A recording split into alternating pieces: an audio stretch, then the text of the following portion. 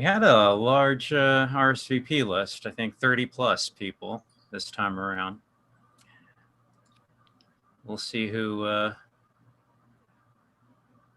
sure it'll be a mixture, old faces and new faces.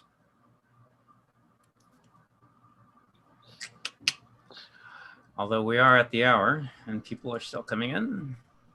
Oh, you're right. He did inspect the blue and but last go get a beer together and it was like he's on top.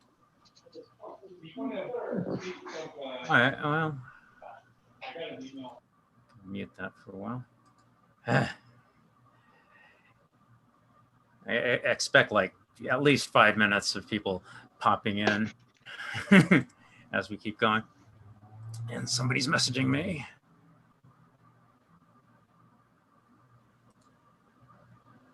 Okay. Okay.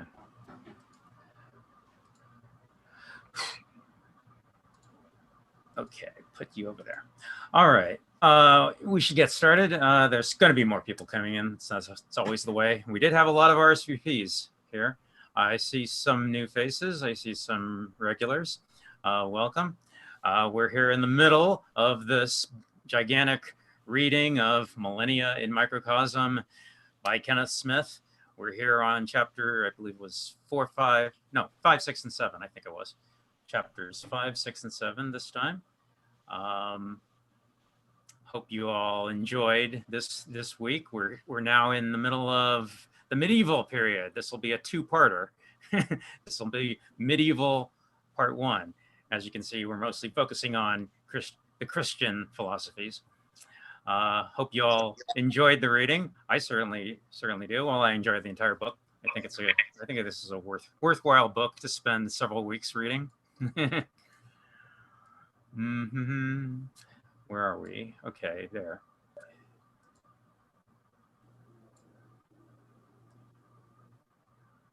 Well, why don't we start? Does anybody have any comments on what the reading was? Immediate impressions? I think it was mostly, as you saw, it was mostly just discussing the heart and the essence, the core belief systems of Christianity as originally conceived. You know, occasionally I get into these conversations with people, and they just have this anathema to Christian ideas and thought and philosophy. Carte blanche. A priori. How inobjective of them. Yeah. And I always say, if you go back to the original conception of the ideas, it's not talking about, Christ himself. It's not his fault what they did to his message. Let's make a distinction between Christianity and Christians. Okay. I believe it was Ram Dass. He said, when asked, what do you feel about having Christianity in schools? And he said, I think that's a great idea. Let's just keep Christians out. Yeah. Yeah. So let's see if we can divorce ourselves from our knee-jerk reaction of what Christianity has come to mean in our modern day world, and what it evolved into, and how the subsequent corruptions and malignancies of it. And let's go back to how it was when originally conceived. Let's see if there's anything we can learn from that. And I think there's some things we can get from it if we do that. So any reactions? Anybody at all from these 3 chapters we read? I like the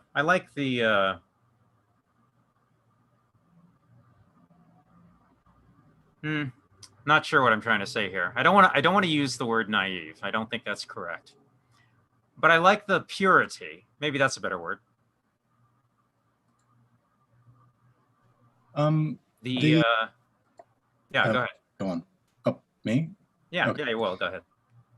The article, yeah, I think that I think, and you might be saying something different, but the article did a great job of explaining the context surrounding the ideas. I thought that the article was perhaps a bit opinionated, though I have no grounds for disagreeing with any of this. It's just not something I've studied, but it did a great job of explaining, a lot of the history specifically about Rome and Greece, and the differences there. A lot of the ways that the Greeks saw power structures and the virtues that those upheld. Directly referencing people like Plato, who argued that, for example, political science was the greatest science because it enabled all others. That these virtues of love and of teleological freedom that humans should have is, in a way, counterintuitive to the rise of something that thought it was proclaiming those things, at least for the lower classes, and how that unraveled throughout history.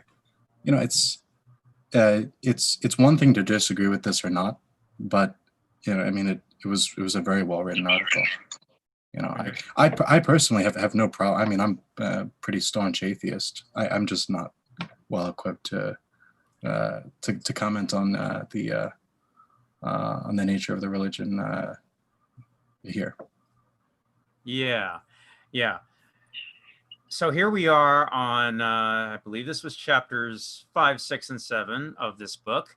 So the grander context that this book is covering is, of course, the last 2,000 years. We started things off with the ancients, with the ancient Greeks, their ideas regarding, well, specifically the natural world and how nature had dominion over everything. And it did. According to the ancient Greeks, nature had dominion over everything, including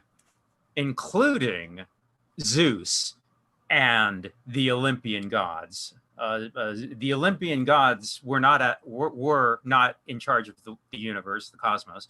They were as well at the mercy of nature. Nature dominated everything. Even the gods could not alter the dictates of nature. They too were at the mercy of nature. Nature ruled everything as far as the ancient Greeks considered. And of course, nature is an impersonal, implacable force, ineffable force. So that was the way we were thinking like that all the way during that 1,000-year, 1,500-year period. Then, of course, along comes the Christian Revolution, where we invert that. Now it's not nature that has primacy over everything. Now we have God at the top, and we're putting nature down below. and that was not an accident. That was not just a random happening. That was very deliberate, very conscious. They were consciously aware that the Romans specifically, they were consciously aware that they were doing that. I mean, Christianity existed before the Romans, but the Council of Nicaea established Christianity for the Roman Empire with Emperor Constantine. Still getting people coming in. Not a good multitasker. So the idea is, instead of nature ruling over everything, now we've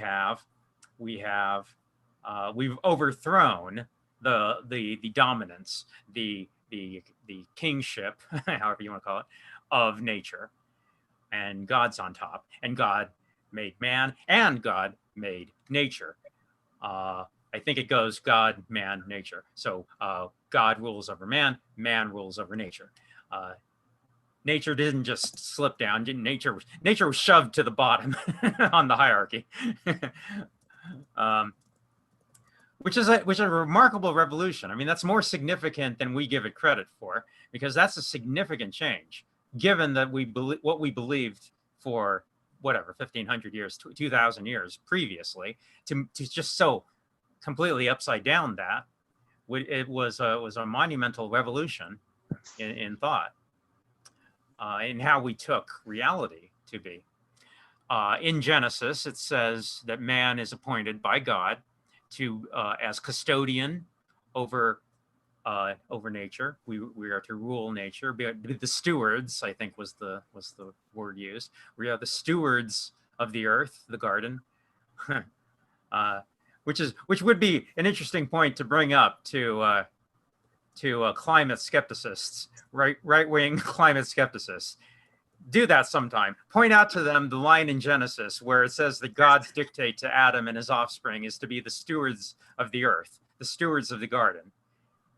In other words, don't despoil the garden that God gave you. And if you give that to climate skeptics, see what they'll say. Trump supporting fascists have decided we're doing just fine. Thank you. Can you clarify? Whoa, one at a time. How about? I'm hearing different people. Okay, how about Elisha? You go. Hi, I'm sorry. I'm new to the group, and I don't think I certainly didn't. I just found out about it kind of at the last minute. I didn't give the reading the attention it deserved, and these are more in the nature of questions than anything else. But when you say that you're talking about a revolution in some sort of an inversion of values, I mean, it all sounds very Nietzschean to me. The whole tenor of the piece sounded very Nietzschean to me, but from what I saw. But are you talking about on a political level with the emergence of Christianity as the religion of the Holy Roman Empire? Because I mean, the notion of God being the God of nature, God rules over nature, God created nature that doesn't start with Christianity. That long predates Christianity. So that didn't begin with Christianity at all. But of course, the political dominance of that mindset begins in the 4th century. Is that fair what you're referring to? Or yeah, okay. That's fair. That's okay. fair. Yeah. Okay. Yeah. Yeah. I mean, we've talked about this before in previous classes. Yeah, if you only consider the ancient world, I mean, the planet Earth was a large, huge place, and there's lots of different pockets of things going on. Yeah, what this book is pretty definitively covering are, well, the ancient Greeks, medieval Europe, and then the modern world we live in today. And yeah, of course, you can find I mean, obviously the South American. No, I mean the Bible, the whole Bible itself, the Hebrew Bible, which gave birth to Christianity.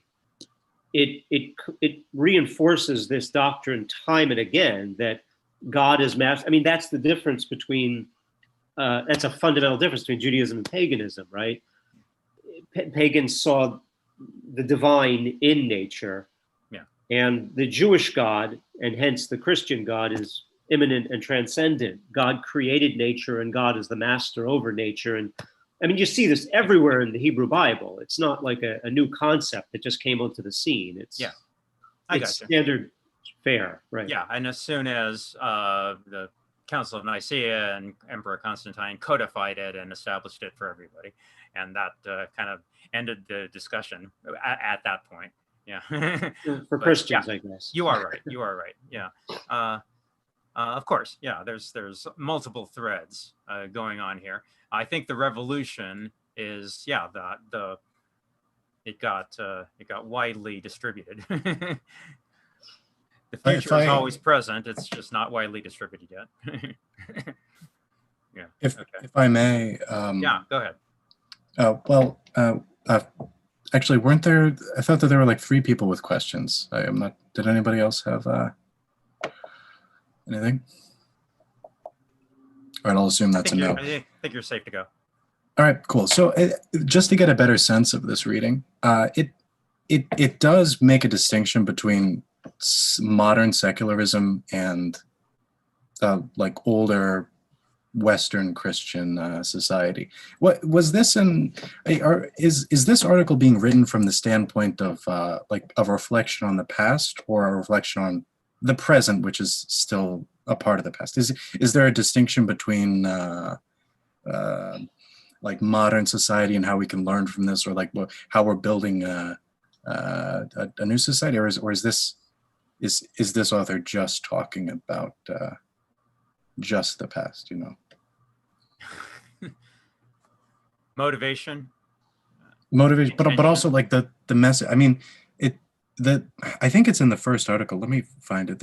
There's he talks about the difference between modern society and how it's secular in nature, and how, you know, briefly I think he talks about this, and then how that's different from Western Christian values, and then it begins the large discourse on that. So is this an article talking about the past or the present? past. No, but I don't think I'm being clear enough. Is the argument that we're still living in this kind of society, and that we should no? Okay, thank you. Yeah, we've got a few more chapters on the modern period coming up after we've covered the medieval period. Let me see.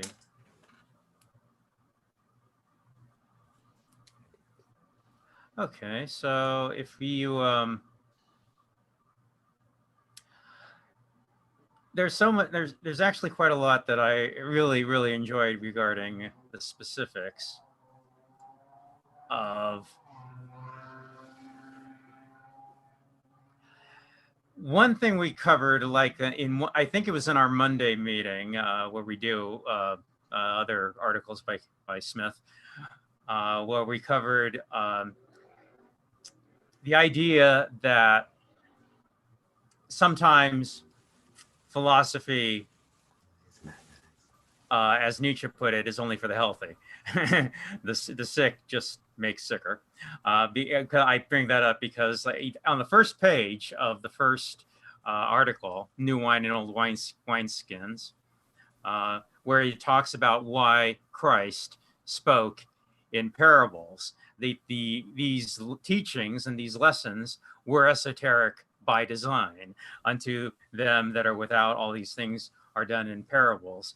That seeing they may see and not perceive, and hearing they may hear and not understand. Yeah, the idea that these teachings were not for all, but meant to be an impediment to those who should rightly be baffled and denied. Yeah. I've often gotten in a couple of arguments with some people about this stuff.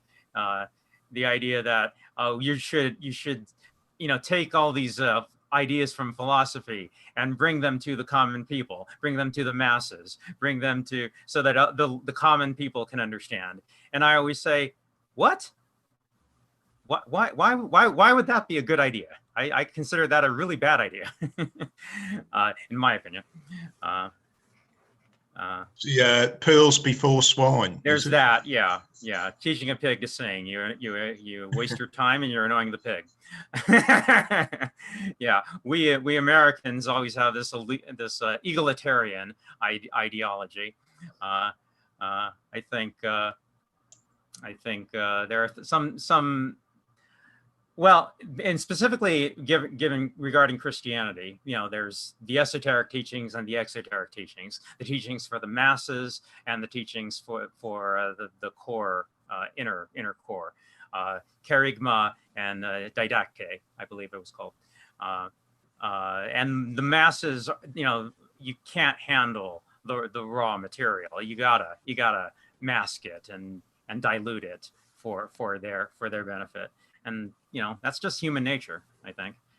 Elijah, did you have a comment? It's more of a question. I'm trying to understand his take on the parables. You're suggesting that he's suggesting that the parables are not used in the conventional way, that is to be accessible to all, but they're they're meant to be a stumbling block. That is to say, they're meant to be like opaque and cause people who would otherwise be inclined to stumble over them to do so. Is that what he's saying?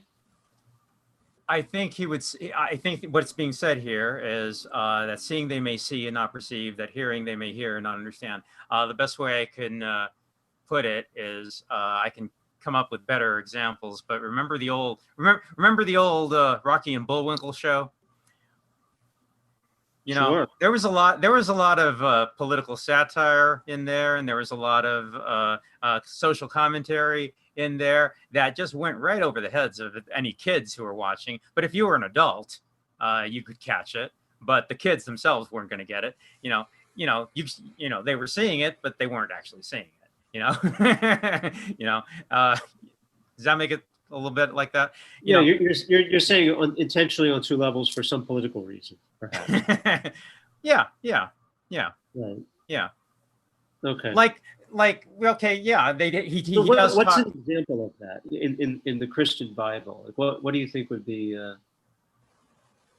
The reason I ask is because parables, are just like they're a common part of wisdom literature, right? Which was widespread in many different cultures, and certainly one finds it in the Bible. I mean, there's a whole book, right, of nothing but parables.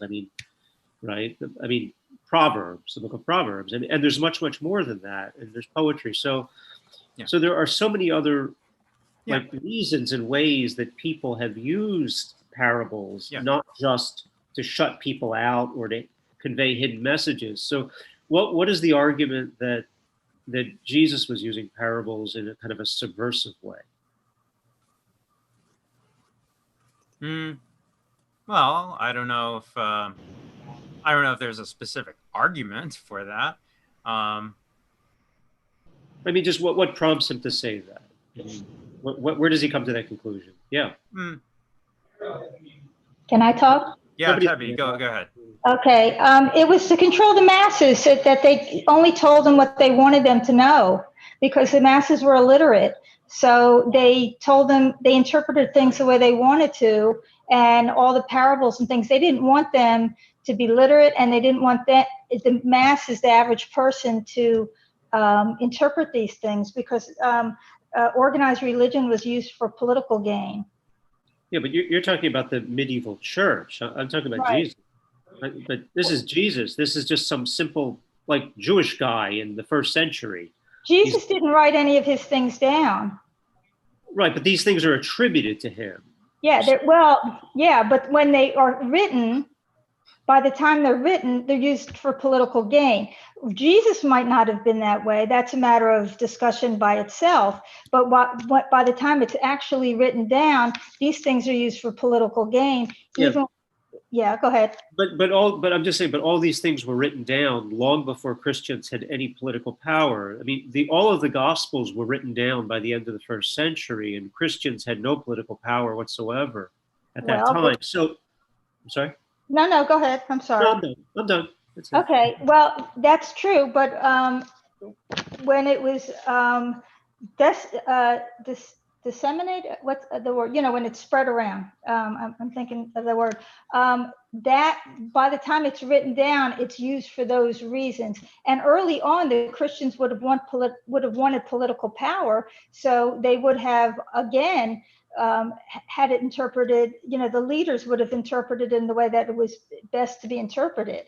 And so certain things that might not look good to the average person who doesn't know it in context, or maybe it doesn't look that good, they would leave that out. So there's a lot of reasons politically from all different angles to edit this way. And even though Jesus, the original messages might have been pure and without these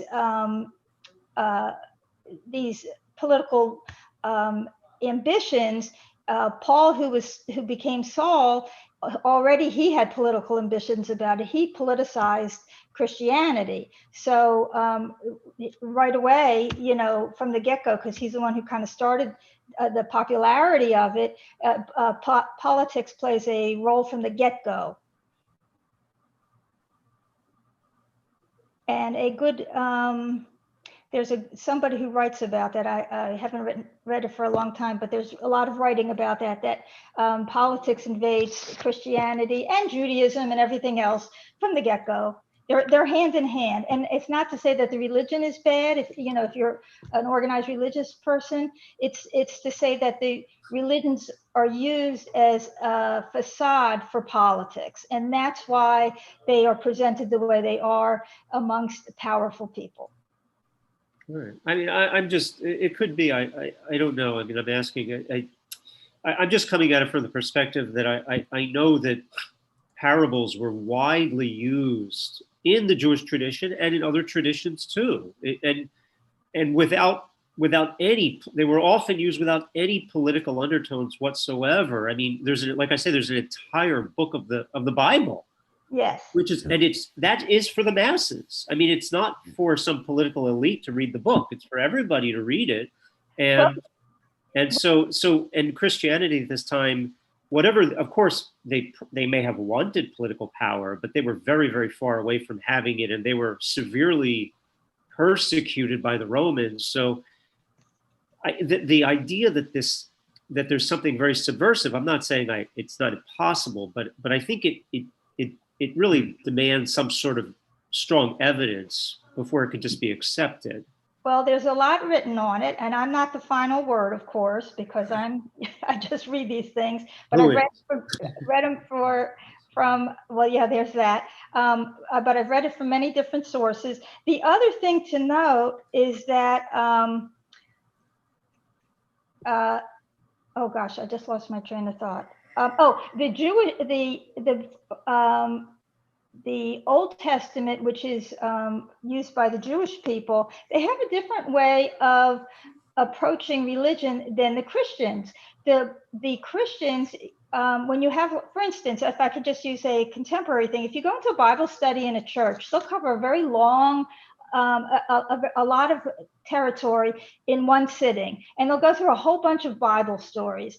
And I know it vary, but generally it goes pretty quickly, and they talk about it on a pretty surface level compared to the Jewish people. The Jewish people can spend 4 hours talking about one word in a Bible story. And the other thing about the Jewish people is you never study alone. You always talk with somebody else, because you want to have this discussion back and forth and learn from each other, where in Christianity oftentimes it's just dictated to you. So there's two different approaches, and that might be why you might think that the Old Testament with their parables might be not used for that. That would be more of it.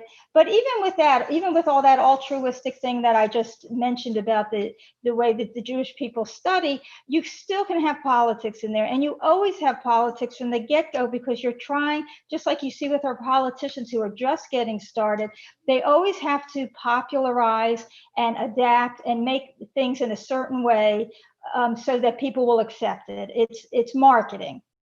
So it might be something that you would like to look into. I mean, I've read it from a lot of sources, and I read history, and, so I've come at it from a lot of different angles. Okay, Debbie, I'm just wondering, was there anything spiritual in the work of Jesus at all then? Was it all purely political, you think?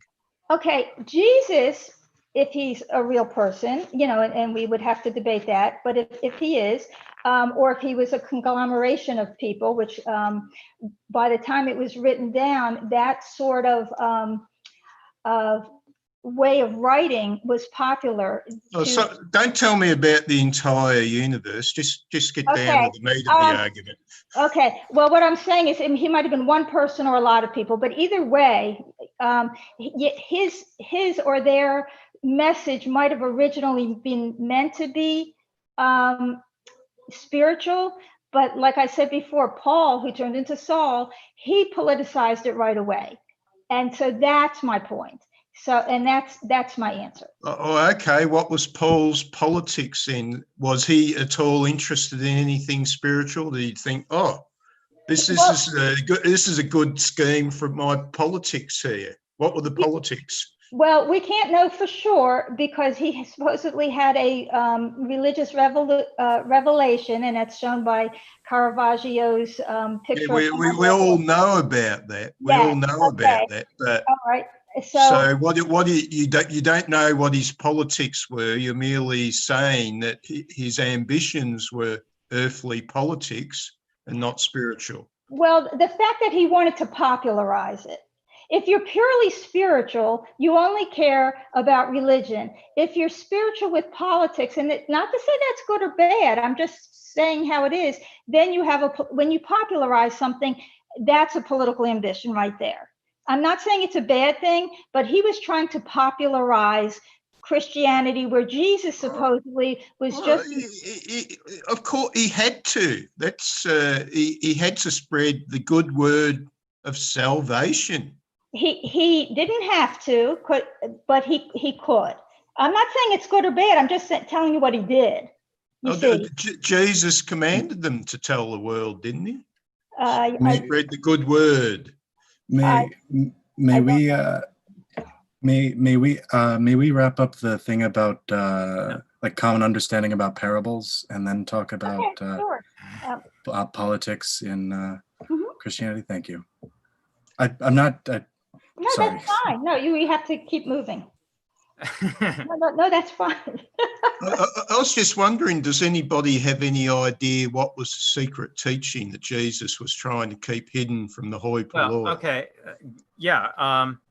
Well, in the article, Kenneth Smith does talk about the parable of the loaves and the fishes. Now, everybody knows that story. I went to Catholic school. I was taught that story. But ask people, what it actually means. What's the meaning of it? And Smith gave the explanation for it, the deeper interpretation of it. These aren't just fairy tales like Rapunzel or Snow White. You're supposed to have a meaning to them. Or the story of Christ walking on the water. What does that mean? It does have a meaning. But you just know the stories that you're taught as a kid, but you never taught the meaning of it. You see, there's actually a something you're supposed to learn from it. The loaves and fishes are like, the replenishing of spiritual goods, the replenishing of love and honor and dignity and compassion for others. And that's the meaning of it. But I can tell you, I've met very few, hardcore Christians. I'm sorry, was this one of the meanings he wanted to be kept secret? What was the big secret? I'm really asking. Well, I mean, yeah, it's a case by case basis. Those are all the ideas are you're not going to give it away just right on the surface. We've been there about keeping stuff hidden, but what was he trying to keep hidden from the prying eyes of the hoi polloi who were possibly unworthy of his revelation? Well, that's an example. So you think he was trying to keep secret that he had come to fulfill the law, to replenish the law? Or was it something else? A specific parable that explains that he was here to... What was the big secret? No. There's no big secret. No, there's no big secret. Okay, but what could have disturbed the hoi polloi that he was keeping hidden in the parables? Give us an example of something that might have worried the hoi polloi. Well, the message that was only for the selected crowd. Well, okay. As we're talking about, for example, the parable of the loaves and fishes, if you take it at the surface level, it's just a fun fantasy story, but there's a deeper meaning to get to it. Now, your question is, okay, why would you hide that? Because there are some people who just... My question is, what was being hidden? why you hide something is often explained in what has been hidden. And who is it being hidden from? Well, that's already been explained. He was supposedly being selective about who was going to get his meaning. His meaning wasn't there for everybody. It was for more a selection of people.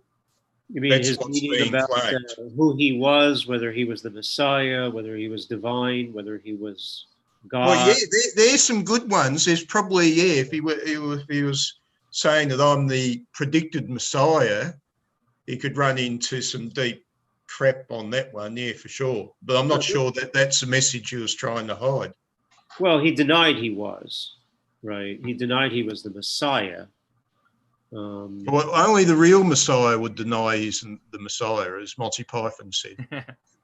Oh, well, there you go. That's you can't. That's a strong proof. Can I make a comment here? Yeah. Yeah, go ahead. Yeah, look, I've been listening to the discussion, and yeah, it's interesting. I don't have a background in theology at all. In fact, my background is in chemical engineering. But look, I'm listening to the discussion, and I'm wondering whether something is being overstepped or ignored, and that is the Council of Nicaea. Because my understanding, and I look forward to hearing some corrections, my understanding is that there was a soup of beliefs around the time of Christ and before and after. And then the Council of Nicaea came along in about 300 AD and took out what suited the establishment and excised anything that didn't suit them. And that was certainly helped by Constantine, whose empire was under threat. And he commanded, is my understanding, that some 50 Bibles be written to support the power base. And they offered a very good deal that you could enter heaven just by accepting the church, and you can still see the keys when you go to St. Peter's Square. And it was it's a very good deal, but the process was to excise anything that was in any way spiritual, and that would have all been lost, but for the discovery in 45 of the Hagnabadi scrolls in Egypt. And that exposed the sort of like the Gospels of Mary and Judas and the like. Now, I'm going back 20 years since I read Aileen Pagel's book, but I get the feeling that we're not discussing the man at all. We're discussing the power structure at the time after Christ, and certainly around the time of Irenaeus and the Council of Nicaea. And I'm wondering whether we're missing the target with this discussion. We're giving authority of authorship to a person who may not, as I think Debbie has said, may not have been one person, may have been multiple people. And what we're dealing with is a mythology that started to congeal by nucleation around the time of Nicaea. Just a thought. Well, okay, but then why would they include something like he was trying to keep the real core of his teaching, or whatever it was, secret from the great unwashed and open to a select few? Where does that fit in? Jesus never did that. It was people after him. So I want to make that clear. I'm not ever saying that Jesus. Well, that's a sweeping statement. It's a good point, but it's a sweeping statement. I give you that. Mm-hmm.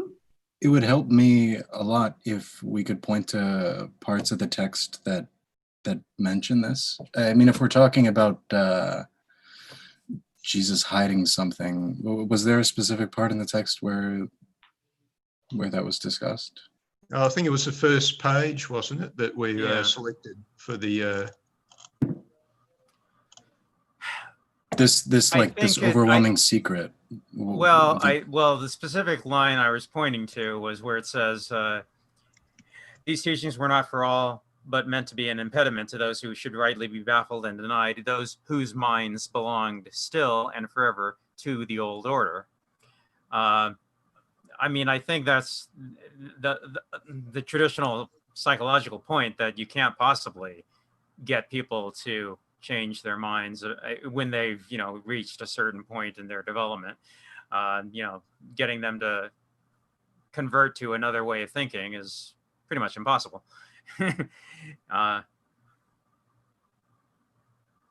If people are in the ideas of, the old order, paganism, whatever, pre-Christian belief structures, the idea that you're going to convert them would have been, very, very difficult to do so. So you wouldn't have wanted, especially if you're being prosecuted, if you're, an illegal religion persecuted by the authorities, you're going to want to hide, your true message. What period are we talking the persecution? You mean, I would assume we're talking about any potential persecution of Jesus by the Hebrew authorities.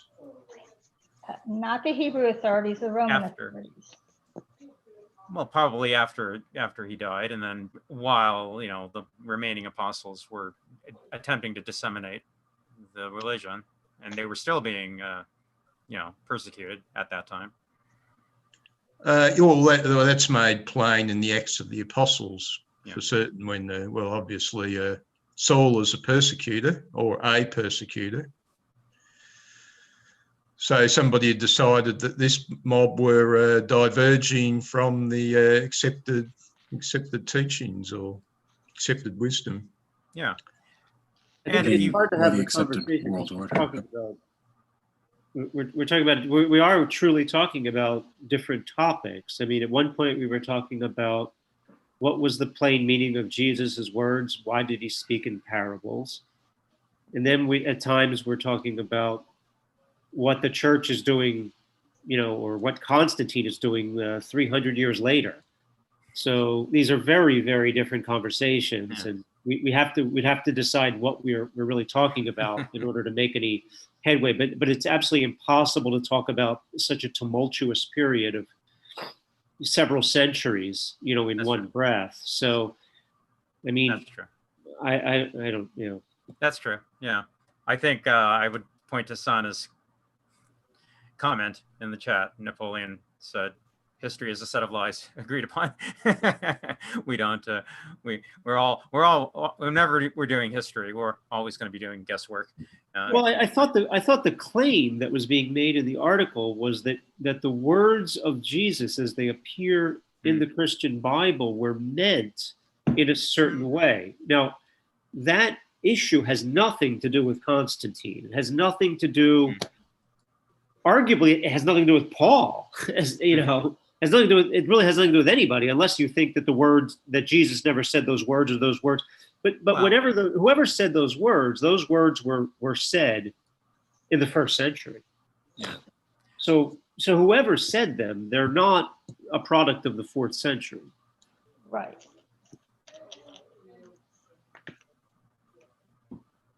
No one's arguing that.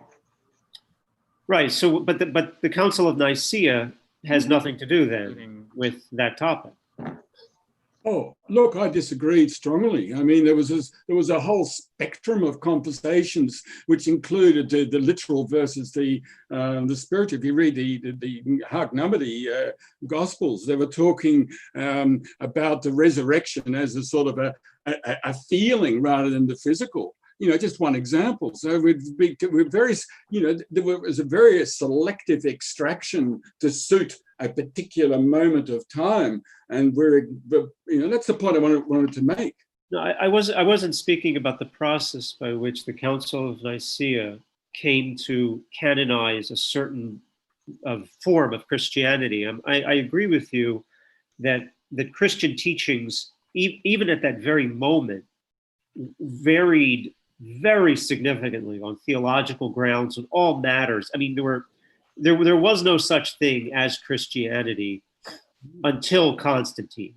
There were many radically different versions of Christianity. I agree with you 100% about that. I was simply saying that the question about why Jesus spoke in parables and what those and why he would. I mean, that question is a completely separate issue from what became of Christianity in subsequent centuries. That's all.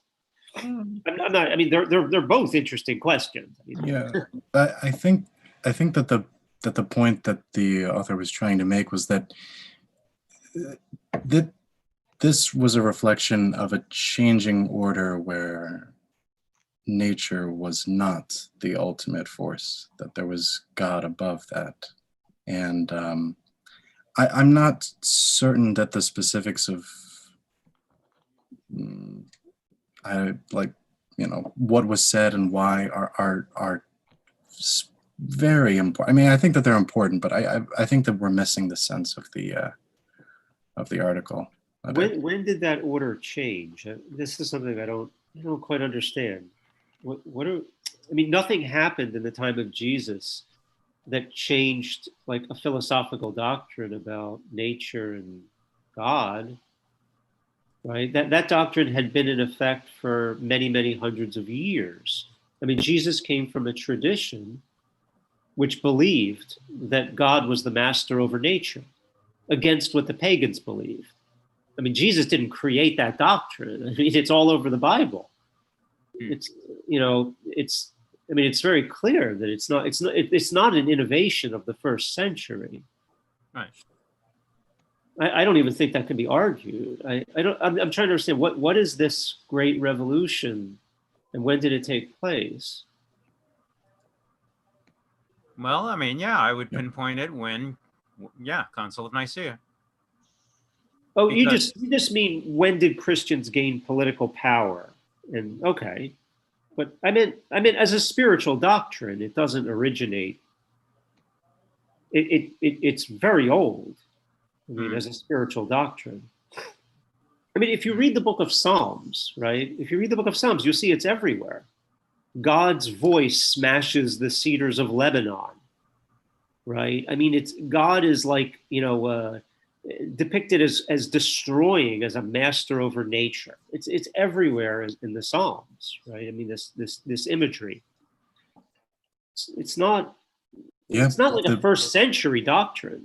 Right. The article itself makes the point that, quote, in spite of its repudiation of its own natural historical lineage, Christianity in its origins was very much a symptom of ancient culture. Yeah. Of the ancient culture, meaning the pagan culture? It doesn't say specific. I can read on. Its very concept of spirit was a retort or counterforce to the fatalism of ancient naturalism. Without those contrasting principles, the defining natural dialectic of active-passive, the very meaning of spirit cannot be grasped. It didn't reference paganism specifically. Can you just tell me where you're reading from? Like, just give me an idea of where it is. Sure. It's on the first article. Right after the quote, unto them or without, all these things are done in parables. Okay. Right after that. Okay. A few paragraphs down. In spite of its repudiation, that part, yeah. Right. Yeah, in spite of its repudiation of its own natural, which that specifically ties into a larger, I think, theme that these series are these chapters or articles?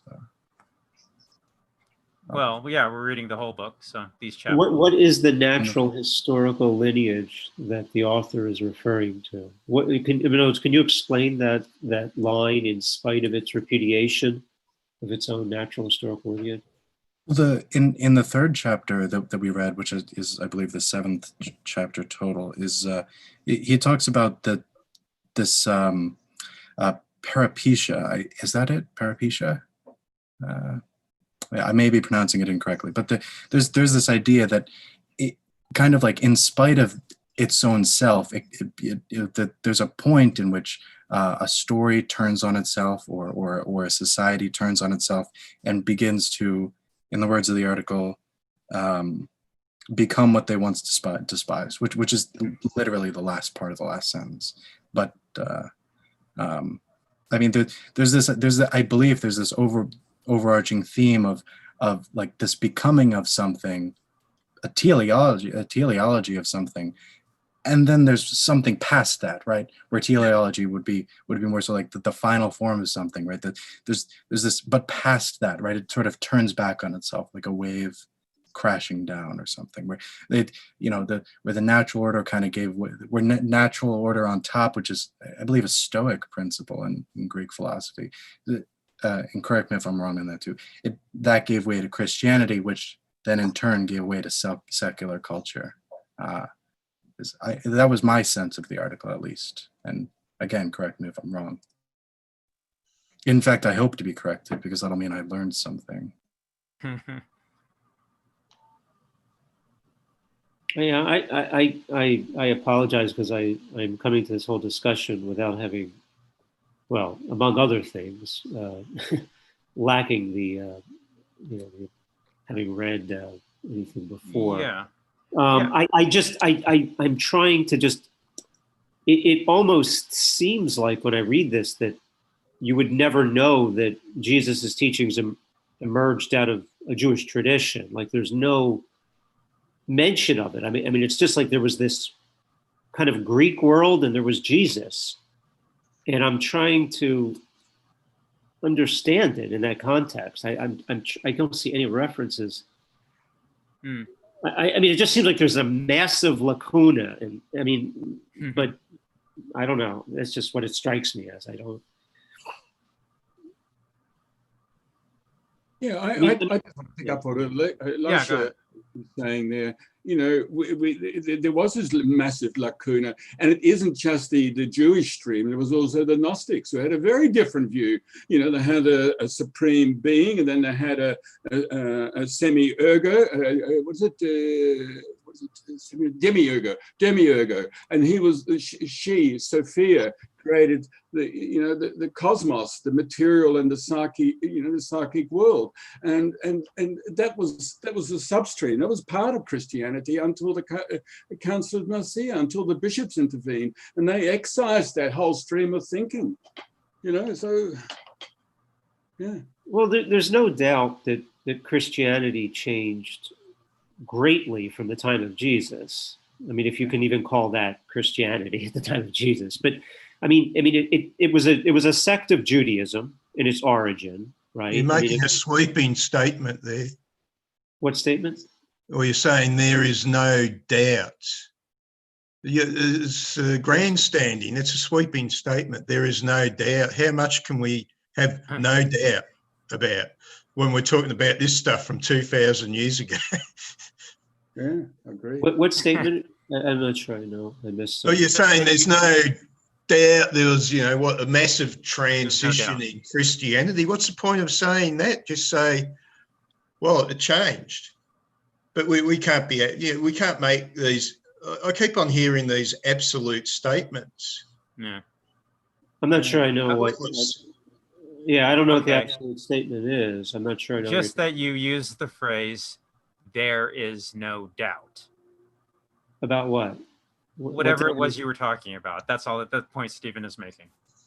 That I use the phrase "there is no doubt"? Yes. That's all that Stephen's saying. Well, let me put it this way. I won't use that phrase. I'll say this. The early followers of Jesus lived their lives as Jews. Okay, they worshipped the way the other Jews did. They followed the same customs, the same practices. By the time of the Council of Nicaea, we're talking about something that is truly has very little to do with Judaism. It's a separate religion. It's disavowed any connection with Judaism. So it strikes me that it's very, very different than it looked like at the time that Jesus lived. It's a very, very different. It's very different theology. Okay, that's a fair argument. It probably might be more to the point to actually detail what the differences are, but I don't know if we have enough time for that. But I'm just wondering, Kenneth Smith is not dragging us to the Council of Nicaea. He makes, well, in those few pages, he doesn't even make a mention of it. He's just making some general assumption about the passage of Christianity over time, and he's bringing us back to what is conceived of as the early moments, what the original stuff was. That seems to be his point. Yeah, but we're also seeing it through a veil. We're seeing it through a process of nucleation. We'll be extracting things that suited Constantine and the bishops of that time. And I think we got no idea what Jesus was about. Sorry, you're making an assumption there. What suited Constantine then? Constantine wanted to have wanted his 50 Bibles to nucleate the system, the church, which was a power system, which was a basis of control and influence. Well, that's fair enough. That's fair enough. It's probably a pretty fair description to say Constantine wanted this as a power base in the empire. Yeah, that's quite a fair comment, I think. But we don't know what Constantine actually wanted in the way of a creed. He asked all the bishops to come together to iron out something which was a common agreement. That was the whole thing. There was too much dissension, and he wanted something that was consistent. He doesn't seem to have particularly pushed any line other than that. In fact, later on, he went towards heresy himself. He went towards the Arian bishop. Yeah, we get a very good idea of what it was like before the intervention at Nicaea. When we look at those scrolls that was discovered in 1945 at Hag Nabadi, they were extraordinarily different to the gospel that we're used to. They're saying things, as I said earlier, that, that there wasn't a resurrection of Jesus, for example. There was a feeling, as Mary felt the presence of Jesus. That's what I'm saying. We're seeing that world through a veil, a very selective, but more than a veil, by a selective extraction. This is fine. This is not. This is fine. This helps our system. Well, okay, but what does that have to do with the idea that Jesus was trying to keep something hidden from the hoi polloi in the parables?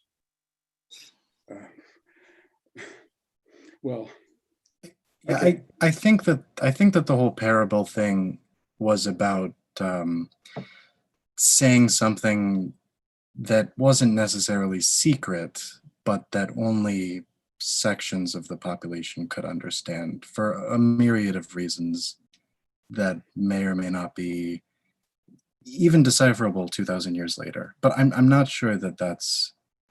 I don't know. It sounds like I'm on an argument hotline right now, where we just keep arguing about these parables. Well, he's quoting Mark there. Where let's just repeat, the bit from Mark again. Unto them that are without, all these things are done in parable, that seeing they may see and not perceive, and hearing they may hear and not understand, lest at any time they should be converted, and their sins should be forgiven them. I think I could barely follow it, but something is being kept secret. It's saying there's something is to be kept secret from the masses. Well, what that means is that you write in parables so that when you write them and people read them, only some people can understand them, right? That you will be writing things that certain people will read but not understand. You'll be saying things that some people can hear but not really understand. And that if there is any point in their lives where they're converted to this mode of thinking, then their sins will be forgiven. Oh, okay. Parables are a way to convey things on a deeper level. Parables are a way to introduce multiple levels of meaning. They can be understood in simplistic terms, and they can be understood in much, much deeper terms. I don't think there's nothing sinister, I don't think, about a parable. Were we suggesting there was something sinister? Well, trying to, we use the word hide something or keep something from some people. I mean, it's in the nature of it. It's like, you go to see a fine film and, maybe. So if I keep my pants off, if I keep my pants on in a children's swimming pool, I'm being sinister. Okay, we got that one down. That's what I mean about sweeping statements. I wouldn't say that hiding things is not always sinister. Sometimes it could be, but not invariably. Well, then I guess we don't have a disagreement. Agree I just with thought, I thought there was a suggestion that people were saying that that there was some, ulterior motive. I do agree with what Alicia said. Am I pronouncing your written name correctly, Yes. Alicia? Okay. Yes. Yeah. So I think parable is very powerful, not because of one or two reasons. I think it is powerful because it is actually a multiple essential meanings that human psychology operates on. One is it can be good tool for political gain or political strategy, but also another thing is people have this poetic or metaphor is powerful because you can use it in a many different aspects, and also people have a poetic needs, and also instead of something direct that you can communicate it once and then that effect is kind of faded away. Other than that, if you use it in a poetic way, then you can actually renew it. There is some kind of a sense of not dying and just renewing again and again and again kind of thing. So I think it's powerful for those multiple reasons. Can't say I fully understood that. Was I cutting off in and out? No. I'm just saying that what is it you're trying to say? In not so many. Oh, I was basically sentences. just agreeing with. I was just basically agreeing with Alicia. Okay, what were you agreeing to? I don't know if you don't see it, but I'm not going to go into it. But basically, Alicia was saying something, and then I was just agreeing that it's not just hiding something political, but it seems like there is a multiple reason that people are using that, and there is other uses, and then it's just more than two, or it could be three, or if Well, Alicia's question was about something perhaps being something sinister. Hiding is sinister. I just disagreed that hiding is invariably means something sinister. I don't mean that it invariably means it. I only was speaking to the possibility that somebody might interpret what was going on here as having an ulterior motive. That's it. I certainly do not mean to suggest that it always means that categorical language or interpretation I do not accept.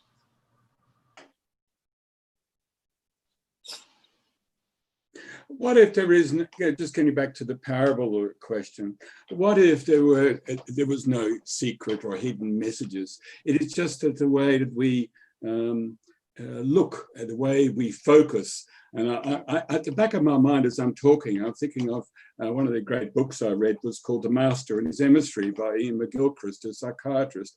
And it's been followed by several others. And it's quite a fascinating statement that over time, the mind has shifted from a left brain dominance to a right brain dominance over the millennia. And he gives some very good examples of these swings, from the age of enlightenment to the romantic area, from the time of focus and looking at things out of context, looking at the bigger picture. So when we say there are some hidden messages or there's some secrets, is it simply because we're looking at it through a left brain? And I'm not talking about a bicameral mind necessarily. It's the way that we focus. We focus and take things totally out of context, and we look and we try to find something. Well, what is really being said in the message is something that the right brain, the holistic mind, the whole is trying to, and that message was trying to. It's not just we're interpreting the Holy Scripture of Kenneth Smith, the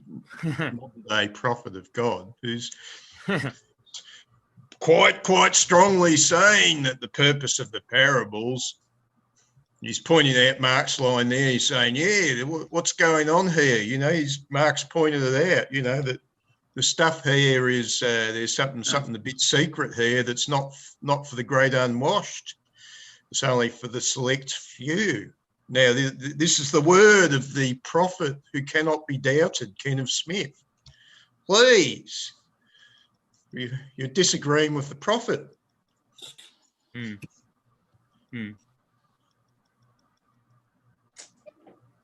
I think somebody was making a good point there, which I quite like, that, yeah, there was a teaching here that would come to fruition when the person had fully, translated themselves to the new way, which would take time. So that's an interesting idea, very interesting idea. I like that one. I might mention at this point that I'm a Neoplatonic pagan. I include Jesus as one of the many gods, so don't get worried that I'm some Christian here. I think in the paragraph right following that one, Kenneth does point out that Christianity, it says right here, Christianity drew its materials from pre-existing sources, Platonic and Parmenidean, no less than Gnostic and Essene. Judah uttered many of the remarks taken to be original with Jesus. Gnostic Book of Thomas contains Jesus's wisdom sayings and morals, but devoid of the supernatural and immortalist premises on which the New Testament and the later church were built.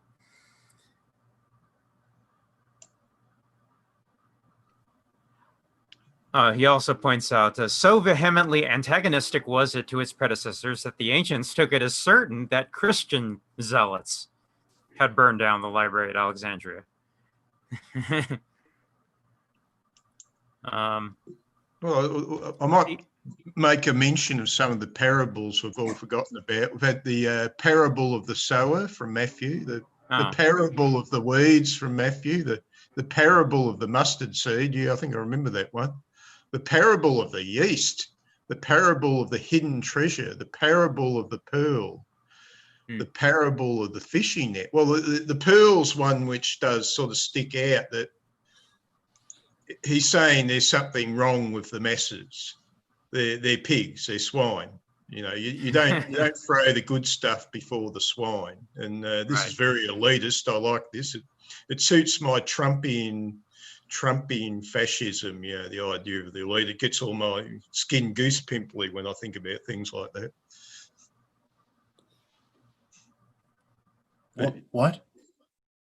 Well, yeah, I'm just having a bit of a joke saying I'm a Trumpian elitist. I love being an elitist, This idea of equality for us fascists is just awful.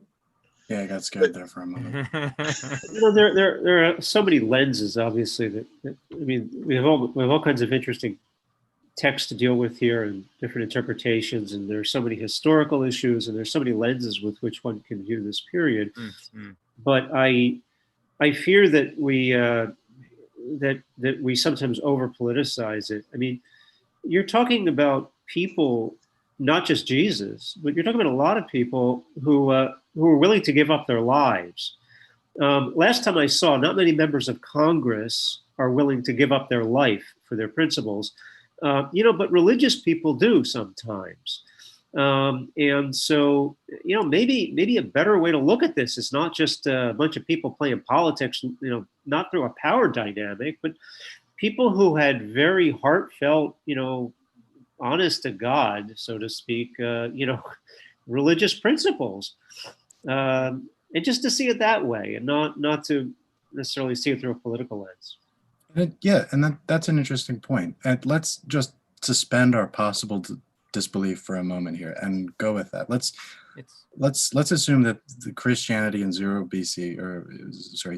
was some sort of perfect egalitarian thing with the beautiful values and things like that. What was it about that? Was it the society that perhaps created that led to its downfall, or was it the temperament of society in general that led to its downfall? Or what changed over time for it to be kind of commingled with these political structures and changed over time. Well, power corrupts, and absolute power corrupts absolutely. I mean, once you give religion or any force political power, or even secularism, it's going to become corrupt. I mean, there's not no society can no people can exercise power and not face a serious risk of corruption. It's just the nature of power. I mean, you can have corruption without power, but power is surely a fast way to corruption.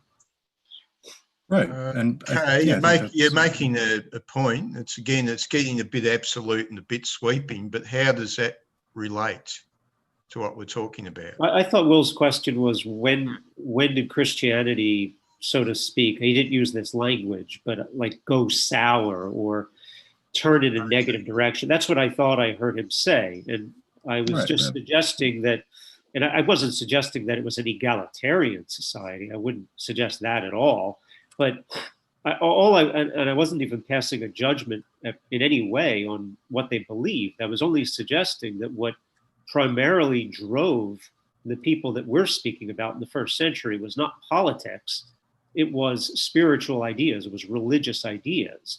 Because, and my evidence for that was the fact that many of these people knew that they were in serious risk of losing their lives.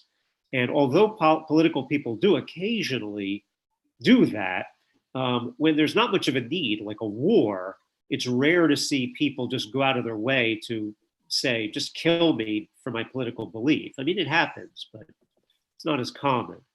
Well, possible politics at the time was adhering to the orders of the Romans, I suppose. You know, good Jews were supposed to rise up and establish the kingdom of God, and they're knuckling down to the Romans. So that's a piece of politics of the time. Well, the Jewish revolt against Rome was led by a minority of people they called the Zealots, who got that name. I think they even had that name in real time. So, for example, the majority of the rabbinic leadership was opposed to it. They thought it would just lead to disaster. They thought the Romans were just too powerful, and of course, it did lead to disaster. And but Jesus and his followers didn't have to die. I mean, on in purely Well, okay, that's a piece of genuine politics. We're not talking about explicitly spirituality there. So some issues at the time were political and not spiritual. I would. But do you? I'm sorry. Go ahead. Yeah. Well, I would like to pose this, that Christianity around the time of Christ was a kind of repudiation of slavery and materialism and the unfair lifestyles of the lower classes at that time. You know, that they were it was I mean, in the article that this is reflected upon. To quote it, quote, Christianity, of course, taught contempt for such materialism and for all other vanities of this world. No other world religion has made such worldliness into an opprobrium, as a vice of compromising conformism that is in extremis makes one indeed a deluded slave of the shrewd arrangements of self-interest. Later on, in that same paragraph, he talks about modernity. In modernity, what is called Christianity has utterly turned its eyes away from the social, political, and economic mechanisms that enforce wholesale regimes of sinfulness. And I didn't mean to misinterpret your words, Alicia, but I wanted to pose that Christianity was a kind of there was a moral sense to it, right? And what changed over time for it to become something that it wasn't? Was there, was it doomed from its beginning? Did it perhaps succeed in making a better world? And then was that world, unguided after it? I mean, like what was that about? But well, did Christianity ever cease to be a moral force? No, of course not. But I think in practice, it's definitely not the same. Well, I don't know. I mean, it's such an incredibly complex topic, but I would say this. I would say that the worst institution this world has ever seen, and the oldest institution, is slavery. Slavery has been practiced pretty much in every part of the world for all time. And if you look at the people who ended slavery worldwide, it was really Christians. It was religious Christians. They did it in the name of their religious beliefs. They were British, and there were a whole bunch of them. Some of them were Quakers here, and most of them were in Britain. And these were modern Christians, Christians of older times did practice slavery. No. There's everybody practiced slavery. What I'm saying, I'm not trying to whitewash it. I'm just saying there is a fact of history, and that fact is that the institution of slavery, which was completely widespread for all time, was ended beginning in the 1700s by a group of people who did so largely on religious lines. They were Christian fundamentalists.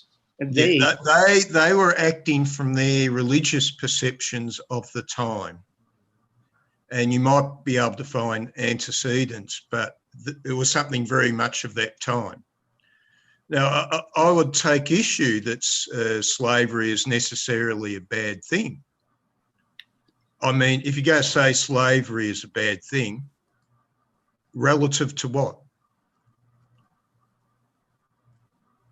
I don't think we should get into moral relativism here. That's a whole nest of that's never going to be something that's resolved, moral relativism. But you know, the only thing that's going to matter to a Christian is whether slavery is an abomination to the Lord. That's the big measure. What God thinks is a big measure. Everything's measured by what God thinks and prescribes. Yeah. If you're a Christian, it's entirely the word of God, the word of the Bible. If it's written in the Bible, then it's the truth. It's moral. It's right. And if it's not, it's not. And that's the Bible and the word of God is the final dictate of everything. Well, the Bible and slavery. The Bible is neutral on slavery in the same way that the U.S. Constitution is neutral on slavery. It takes it as a given. It certainly doesn't say it's required, but doesn't say you have to get rid of it. It's like almost like a fact of life in both the Bible and the U.S. Constitution. It just is. I mean, you can get rid of it. That's fine. But Right, and I'd like to echo that. The part of the point that I was trying to make was, and this is my mistake for not wording my sentences properly, but slavery was both a real thing and a serious problem, but it was also reflected in the ways people treated each other. I mean, the chapters in many sections reference slave-like things that we do to ourselves, ways that either society or ourselves in a way imprison ourselves. And it in a way what the chapters are saying is that was a divergence from the principles of Christianity, and moreover the ways in which the ways in which we've gotten away from, just like what you said, that slavery was kind of a given in Christianity in the way that it was part of the Constitution. I think that that this author makes the point in many places that we've diverted from that mode of thinking and not been able to see some things in our society that put us in that position of slave-like behavior.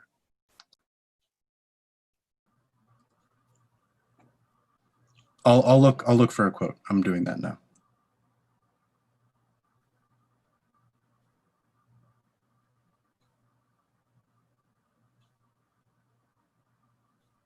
Well, yeah, I was just wondering how we got here. Was the argument that anti-slavery is a Christian value for all time, always was from the very beginning? Okay, I didn't say that, but I don't. If you're saying that, well, yeah. Well, that's the thing. It's very much an idealism of I suppose a more puritanical sort of Christianity, which arose in the last few centuries. Here, about halfway through the third chapter, love is a tacket fuel upon which the worldly world runs. The servants of thankless tasks wherever there are human needs and desperations. Spiritual love is already, from the time immemorial, the foundation of this self-seeking world, which takes it blindly and blithely for granted. Men in their self-importance and hardened practicality do not think to ask themselves on what footing they stand, who nurtured them and cared for them when they were still helpless and useless. If all human beings had the values of the power and profit-mongering world of imperial forces, of course human beings would never have lived to become such money grubbers and manipulators. Christianity saw the unrecognized and unrespected value of love, truly more powerful than power itself and capable of inducing humans to what Caesar, or Kaiser, himself could not effect. What this all too worldly world dishonored was precisely at the very heart and essence of things. Again, about halfway through the third chapter, which is much more about the essence of slavery and power and greed versus the specific institution of slavery. I don't think Kenneth actually, did he make mention of slavery, did he? Was there a Christian teacher who's making a mention of later theologians which are disdainful towards the wealth of the world and the inequality? Yeah, that's obvious, but that's just a particular period of theology. I don't know if you can tie that so explicitly back to the original teaching. Well, it may have been a mix of complex factors, but the fact remains, historically, it was religious Christians who, for religious reasons, led the fight to end slavery worldwide. And I'm not saying that that had to be, or I mean, it's very interesting, I think, as you're suggesting, that it took place when it did. It didn't take place 500 years earlier, right? It certainly took place in the aftermath of Enlightenment values. Maybe it was that combination of Enlightenment values and Christian values, but it was something. Well, I assume the movers were the non-conformists. I haven't really studied that history that well, but I believe the people pushing that along were non-conformist Christians rather than, say, the Anglicans. Yes, I guess. Yeah, I think that's probably true. So they were the social movers, the non-conformists. Yeah, certainly some of them were Quakers. So yeah, but yeah. So they were moving with their own very idealistic belief that slavery was a bad thing. Okay, fair enough.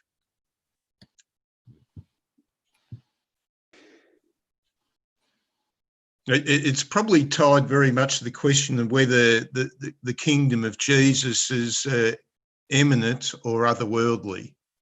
What was his secret? Where was he going to take you if you fully understood his message? To a heaven in this world or to a heaven in another world? Was it eminent or supernatural?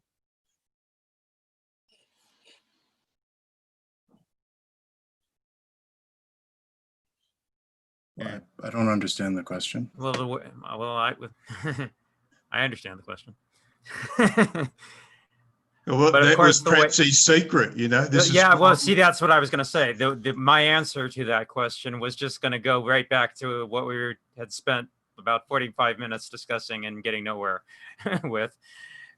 Yeah, my answer would be, yeah, that's one of those examples of giving a teaching that is going to be interpreted one way by group A and going to be interpreted a completely different way by group B. And you have to know that going in. You know, if you tell people, you know, you're going to be rewarded in the afterlife, you know, that's going to create a certain response to a certain type of character, to a certain type of people with a certain psychological bent. And then if you tell them, well, no, there really is no afterlife, it's all about, you know, how you treat people in this world and how you act and the rewards you're going to gain from doing so. Well, you're going to get a very different response from that. And you tailor it knowing that, and you construct how you're presenting your material accordingly. I mean, you do that if you're a smart performer.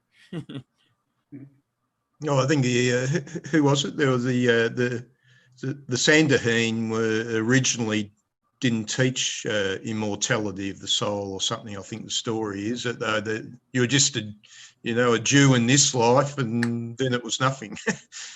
And but I think it was the other mob, the Pharisees, who were teaching and perhaps had teachings about the immortality of the soul.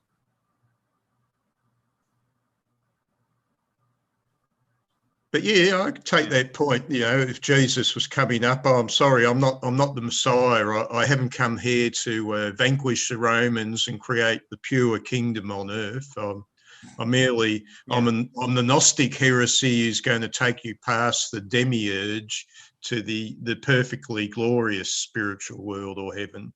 Yeah. Maybe that was the secret. I don't know.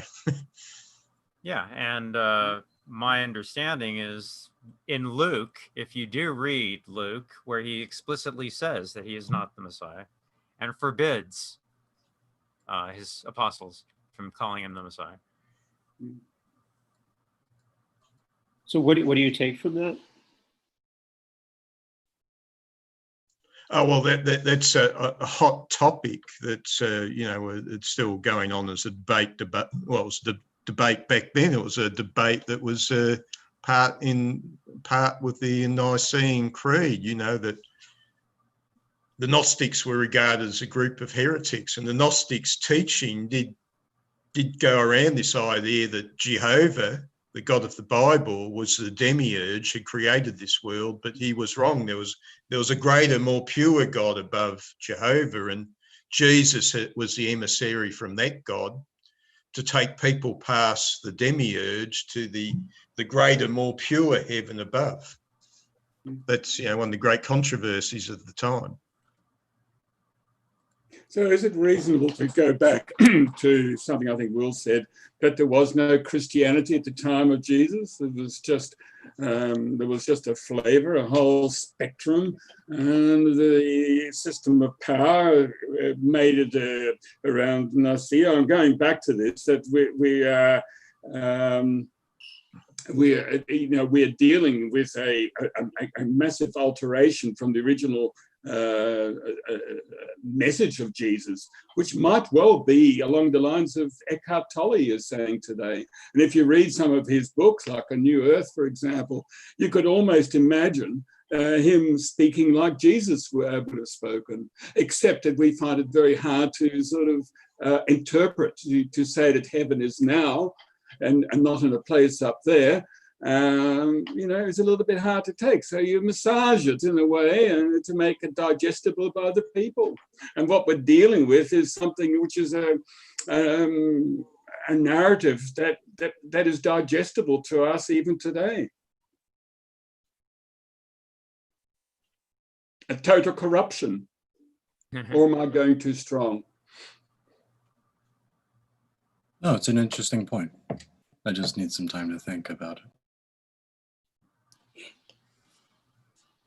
I heard someone once say, is it true that power corrupts, or is it true that the corrupt are naturally attracted to power? Yeah. Well, I think the point is that we are all corrupt somewhere. We just haven't had the possibility. This is a lot of things. I keep on hearing this line from people all the time. I am a good person. Oh, yeah, it's pretty easy to be good in what till now has been Western civilization, where you're not starving or something like that. We don't experience a temptation. I imagine what was, ancient Judea was like. If you walked down the wrong street, you probably got beaten up every second day, You had to be careful what you were doing. The world was full of bullies. There were Romans there ready to shake you down for whatever shekels you had. It's very easy to get a really nasty attitude back then, but we haven't been tempted. Do we get tempted in our cushy little Western civilization? We don't have as many temptations. It's easy to be a holy man on a mountaintop. Yeah, exactly. which might be one of the reasons why Christianity has become less appealing or even different. That the world has become more comfortable. Just a thought. But Remco, what was that author and book? Could you talk a little bit more about that? It was interesting. Oh, when I was talking, which one was that? I was talking about two. One was The Master and the Emissary with the left-right brain dominance or focus. That was one book. Was it that one or the other one by Eckhart Tolle, which was, he wrote a couple of them. One was A New Earth and The Power of Now. Which one was it, Will? Right, the one just recently, Eckhart Tolle. Yeah, Eckhart Tolle. I mean, he refers quite a bit to the Bible in his book, and he talks about that to sin. He takes it back to, for example, as his line of reasoning, where sin comes from the Greek word to miss the target. And he builds up the theme that heaven is now, and it's this moment. But, at the time when Jesus might have been saying those very words about sinning, it was at a time when you weren't resurrected until the end of time, and then along comes the Christian church and makes a better offer.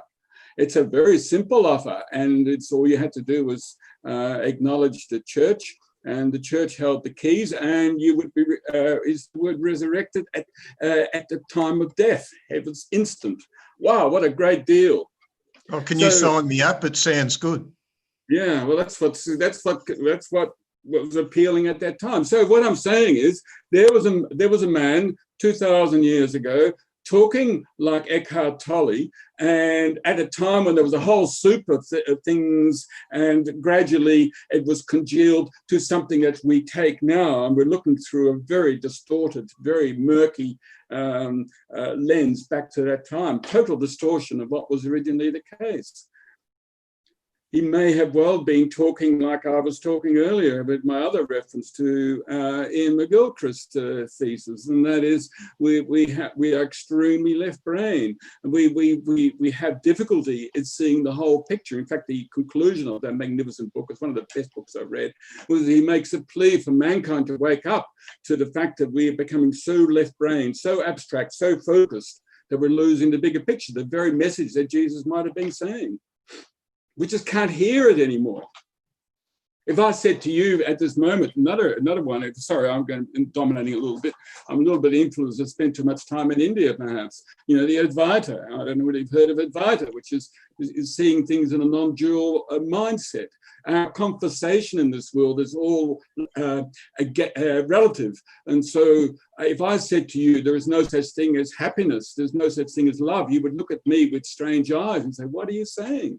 Well, I'm saying there is no such thing as happiness. It's my natural state. I don't have to say I'm happy. It is as it is. Once you get that, you give up everything, this conversation that we have about everything relative to something else, because the other bit that also is non-existent. And so a whole lot of things starts to melt away. And that's what when I read Tolle, and when I read the Bible through my eyes, I'm seeing what I think was the real message. The so-called secrets are just our way that we're so addicted to a certain way of thinking and doing that we're blind. We're blind to the message. Interesting. When I read it, you're talking about we all read it from different perspectives. I don't see Jesus as a revolutionary at all. Which may be a good thing, because being a revolutionary hasn't necessarily been tied up historically with being a good person. But I do think that the church, as it developed, was absolutely revolutionary. But I don't see anything. Jesus strikes me as very conservative. He doesn't. I don't hear any doctrines come out of his mouth that are just would have been like absolutely shocking. They might have been, somewhat at variance with the current orthodoxy, or in some circles. But you had some serious, not as serious as would develop in Christianity in the upcoming centuries, but you did have some serious differences in Judaism in the first century. And he preached. Jesus spoke, as far as I could tell, only to Jews. He rejected an opportunity vehemently to speak to a non-Jew. He wouldn't go into our house, and he only spoke about Jewish topics. And in the areas in which he seems to disagree with the rabbis, those are not necessarily major areas. I mean, they could be, regarding different aspects of rabbinic interpretation on this or that. For example, the wandering in the field, plucking grain, things like that, healing on the Sabbath and whatever. But and that's not to pass any kind of judgment in any sense on him as a person. It's just I don't see it. I don't see the revolutionary nature of him. But I guess you're right. I mean, we all see it through our own eyes. I don't. It's not the way. I'll bring up another one, actually. It's another line. Greek philosophical anthropology understood that human beings were naturally born as self-centered infants, and most remained such idiots more or less until they died. Stop smiling, David. I don't know about that one. I'd like to see the context of that, I mean, Greek civilization was a very long period. I don't know the context of that. That's the words of the master in what we were studying, the 3 pages. The master, Kenneth Smith, the great prophet. My bad. I don't know. I think that's a serious oversimplification, but I mean, to some extent, the Greeks did, especially in their plays, have a history of the inability to overcome hubris, as if it was some kind of natural order, that rising above your means was impossible. But I don't know if the Greeks, Plato and Aristotle certainly did talk about the body politic and how the individual would then form villages or communities and then later political societies that enhanced their virtues or allowed their virtues to rise. But I don't know if, I mean, the teleology of that admits that those were present from the beginning. I don't know. The point he's making is the child is a natural idiot. Ignorance is bliss. And with a lot of people, they could last that state of innocence or idiocy can last their entire life, and other people have their bubbles burst and suddenly realise that when we're young, we think the world's there for us. We think, oh, naturally everything's there for us, but then one day we discover that we're not the only person in the world. It's not a nice experience. It's when our bubbles are burst. And some very fortunate individuals never even have their bubble burst until they die. If you have your bubble burst, well, you're trying to pick up the pieces after that. Suddenly your faith in life has been hit.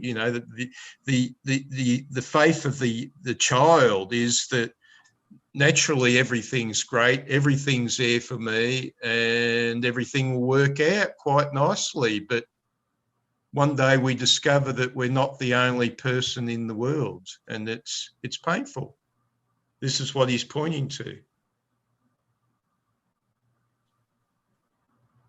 A lot of people just live with that frame of reference that, oh yeah, everything's there for me, it's all going to work out, and then suddenly they have this shocking discovery that the world really isn't that. They're just one little isolated pawn within the world, and that's the shock.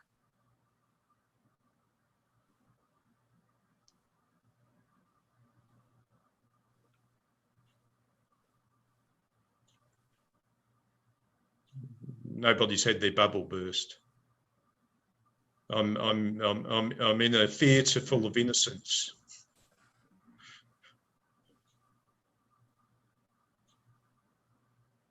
The rest of that paragraph goes on to say, it is a great and unaccountable bounty of natural virtue that makes some few humans competent to rise above this idiotism, to despise it and suppress it, for the sake of the love of virtues, principles, and the very life of the moral and political community itself.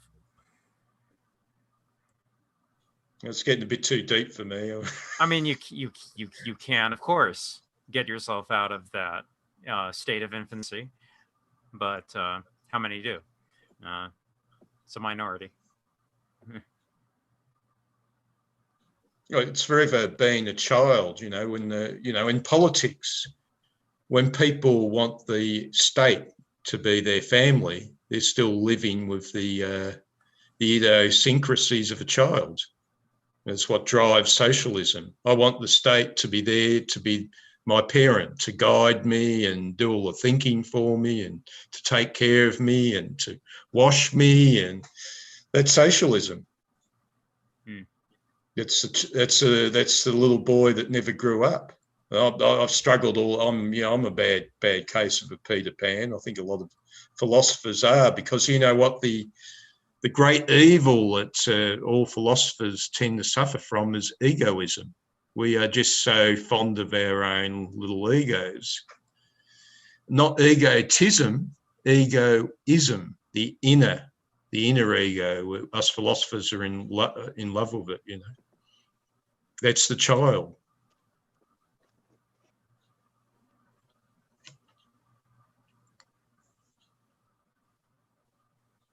Of course, when you are really a child, you probably wouldn't survive unless you had that idiotic, simple, naive egoism.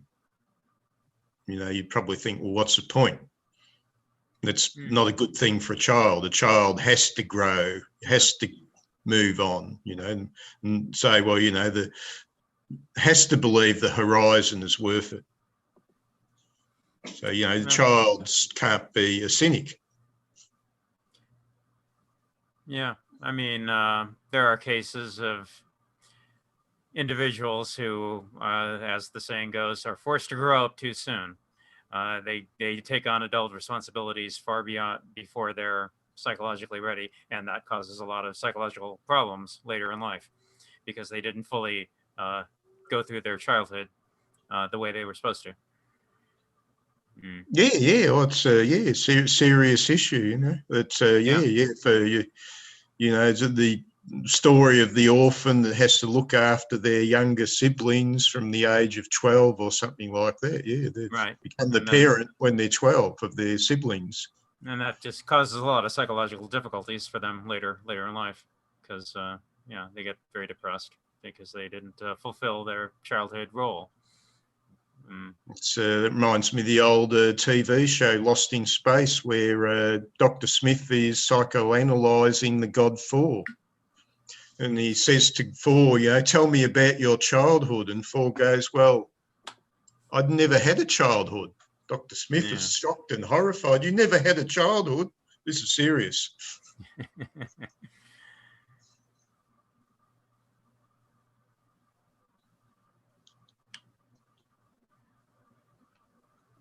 Yeah, there's something to be said for respecting the natural progression, respecting the natural development, which is why I don't spend a lot of time trying to change people's perspectives or values because, you know, as the saying goes, you can't force a flower to grow.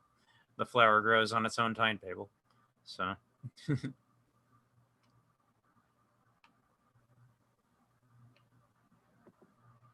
Apparently, you've had some strong experiences in that regard then.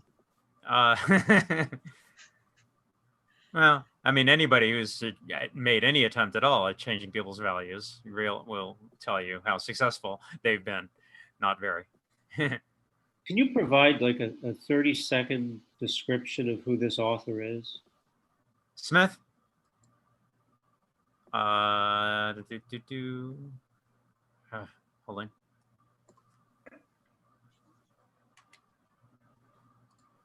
Yeah.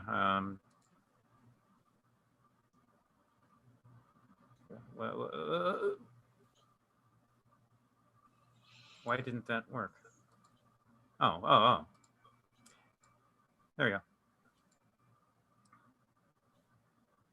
Kenneth Smith, author, artist, columnist, retired philosophy professor, born in Austin, Texas, 1943. Austin High School, 1962. Graduate School, University of Texas, Woodrow Wilson Fellow. Accepted for graduate school at Yale, 1967. PhD, 1972. Dissertation on the concept of spirit in Hegel, Kierkegaard, and Nietzsche. Teaching at Louisiana State University, Baton Rouge, 1971. Courses, Classical Civilization, 19th Century European Philosophy, Ethics, Political Theory, Nihilism, Aesthetics, and other subjects. Moved to Dallas in 1983. I believe he's back in Austin at the moment. Okay. I should probably update that. This is my... and he's worked as an artist, and he's worked as a columnist. And he's written 3 books. And he's a criminal because he's a continental philosopher. The analytics will crucify him.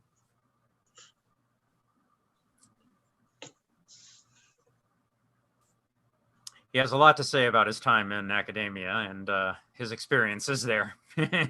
He's written a lot about that. Well, this just doesn't suit the what's the name of it again? The positivism. The idea that the subjective has no importance. Out the door with the subjective. He's gone the opposite way. So yeah, well, that's definitely the rift between analytic and continental. Yeah. I mean, does he have a certain kind of a history with Christianity?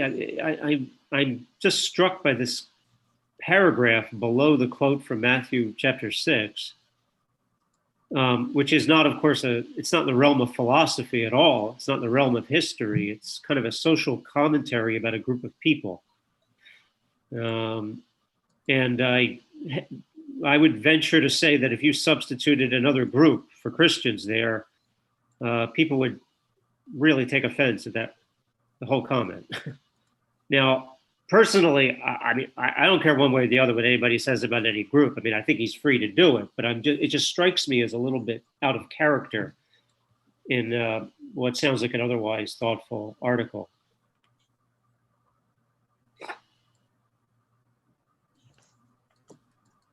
Which is the paragraph?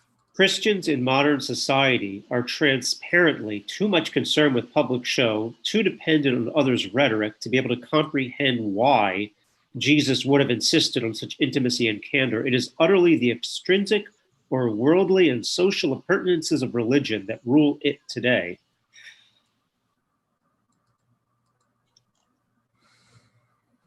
Is this page 5, is it? I don't know. Page 1? I'm not sure. I don't know what this. It's the first page. I got it here. 5. Yeah. Whoops. I mean, it's very. I mean, it's a totally gratuitous insult. I mean, if you want to call it that. I mean, it's which is fine. Everybody's free to do whatever they want to do, but makes me wonder if he has an axe to grind here. Can you point out where it is exactly? It's right below the quote from Matthew. Oh, yeah. Okay. There's a larger one. I mean, the rest of it is in the nature of, history and historical commentary, but this one is not. And this isn't even about Christianity. This is about a group of people.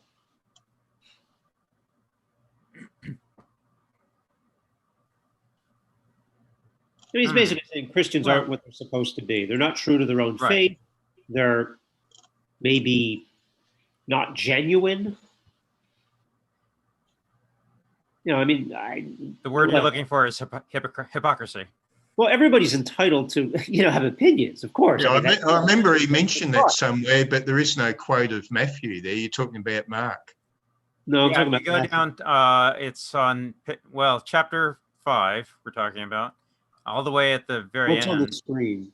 It starts off with ancient religion existed to further the culture of the polis, to serve. Oh, right. Yeah, sorry. Yeah, it is there. Right. Okay. Thank you. Yeah. I just think the context is actually kind of important. Religion is a human natural need and value, indispensable to balanced perspective and sanity. Prayer within the polis was a public thing because religion was for the sake of political intelligence, as philosophy too was intended to galvanize acuity for public affairs as the very acme of strictly human concerns. As vital as the survival of oneself or one's family was, all that much more vital was it that the political community should be steered according to the highest values and for the sake of the most ample good a whole people could attain. Christianity, by contrast, fostered an intensively individual sense of prayer, worship, and consultation with God. And when thou prayest, thou shalt not be as the hypocrites are, for they love to pray standing in the synagogues and in the corners of the streets, that they may be seen of men. Verily I say unto you, they have their reward. But thou, when thou prayest, enter into thy closet, and when thou hast shut thy door, pray to thy Father which is in secret, and thy Father which seeth in secret shall reward thee openly. That's the Matthew quote. Christians in modern society are transparently too much concerned with public show and too dependent on others' rhetoric to be able to comprehend why Jesus would have insisted on such intimacy and candor. It is utterly extrinsic or worldly and social appurtenances of religion that rule it today.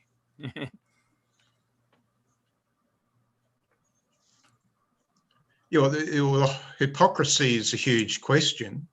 And so, I mean, the hypocrisy is maddening today. You know, it's like they say about all the movie actors who purely for probably material gain a virtue signal. Oh yeah, I'm with that. Yeah, I raise my hand. They don't really do anything much for any cause except raise their hand. Yeah, I'm with that. Cool. You know, this is what it's still going on today, you know, at breakneck pace. So what's changed? I think there was a stand-up comedian, I don't know who, but there was a stand-up comedian who did that thing about what if Christ actually showed up today? What would he say? If he looked around, what would he say to them? What? I think you missed some things I was saying there. Yeah. Well, I would guess that Jesus would be happier with things today than he would 1,000 years ago, because the church 1,000 years ago was not doing some great stuff. At least today, you've got the church looks positively benign compared to 1,000 years ago. Oh, what was so bad about the church 1,000 years ago? Well, where do we begin? I mean, they kept people intentionally in ignorance. They launched the Crusades and slaughtered many, many thousands of people. I mean, they're not doing that now. I mean, the church is not wiping people out. It's not trying to keep people stupid. Well, you've made a very good point there. It's not urging people to go on a crusade today. So something has changed. I don't think it's so much, it might not be morality, it might be just that church doesn't have that political power anymore. This is going back to a time when the Pope was trying to stand above the monarchs of Europe. That was a big issue. I mean, you know, it's like, what's his face? What was his name? That German king who, you know, ended up having to submit himself to the Pope and all that. We go back to that days. Yeah, those days. Yeah, you got a point there. Yeah, or would the church be different today if the political circumstances hadn't changed?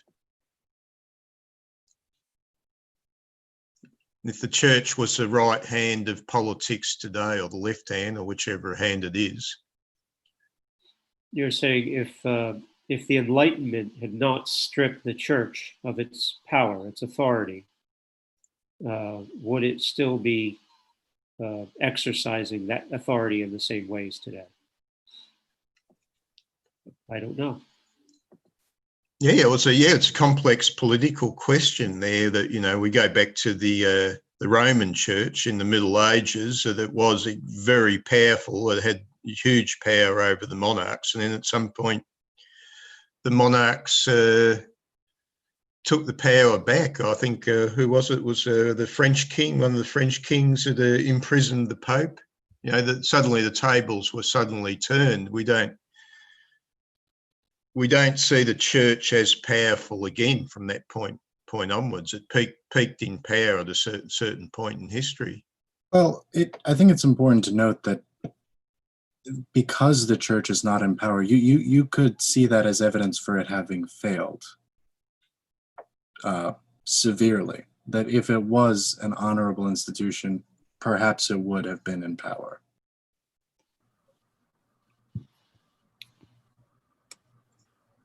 What would you say the church's proper relationship to the state is? Which state? The state, any state, you know, the political state. I don't. Yeah, we know. Yeah, the idea behind the division of church and state was because of you know, we weren't getting anywhere. The church is too powerful. It's hindering human progress, and it's certainly hindering economic progress, financial progress for the marketplace.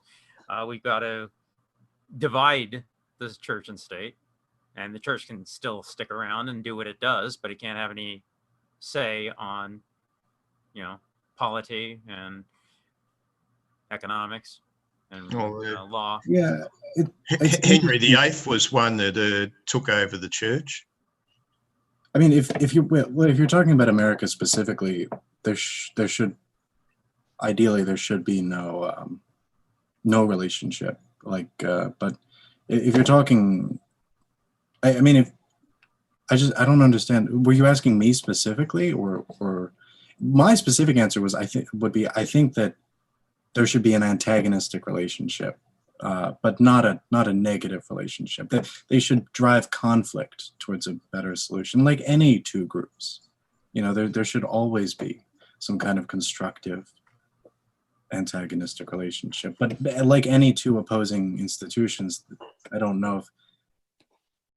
Well, in former times, the church was responsible for areas which the government has now sort of taken over, like charity, schooling, education, hospitals. That was all the church once.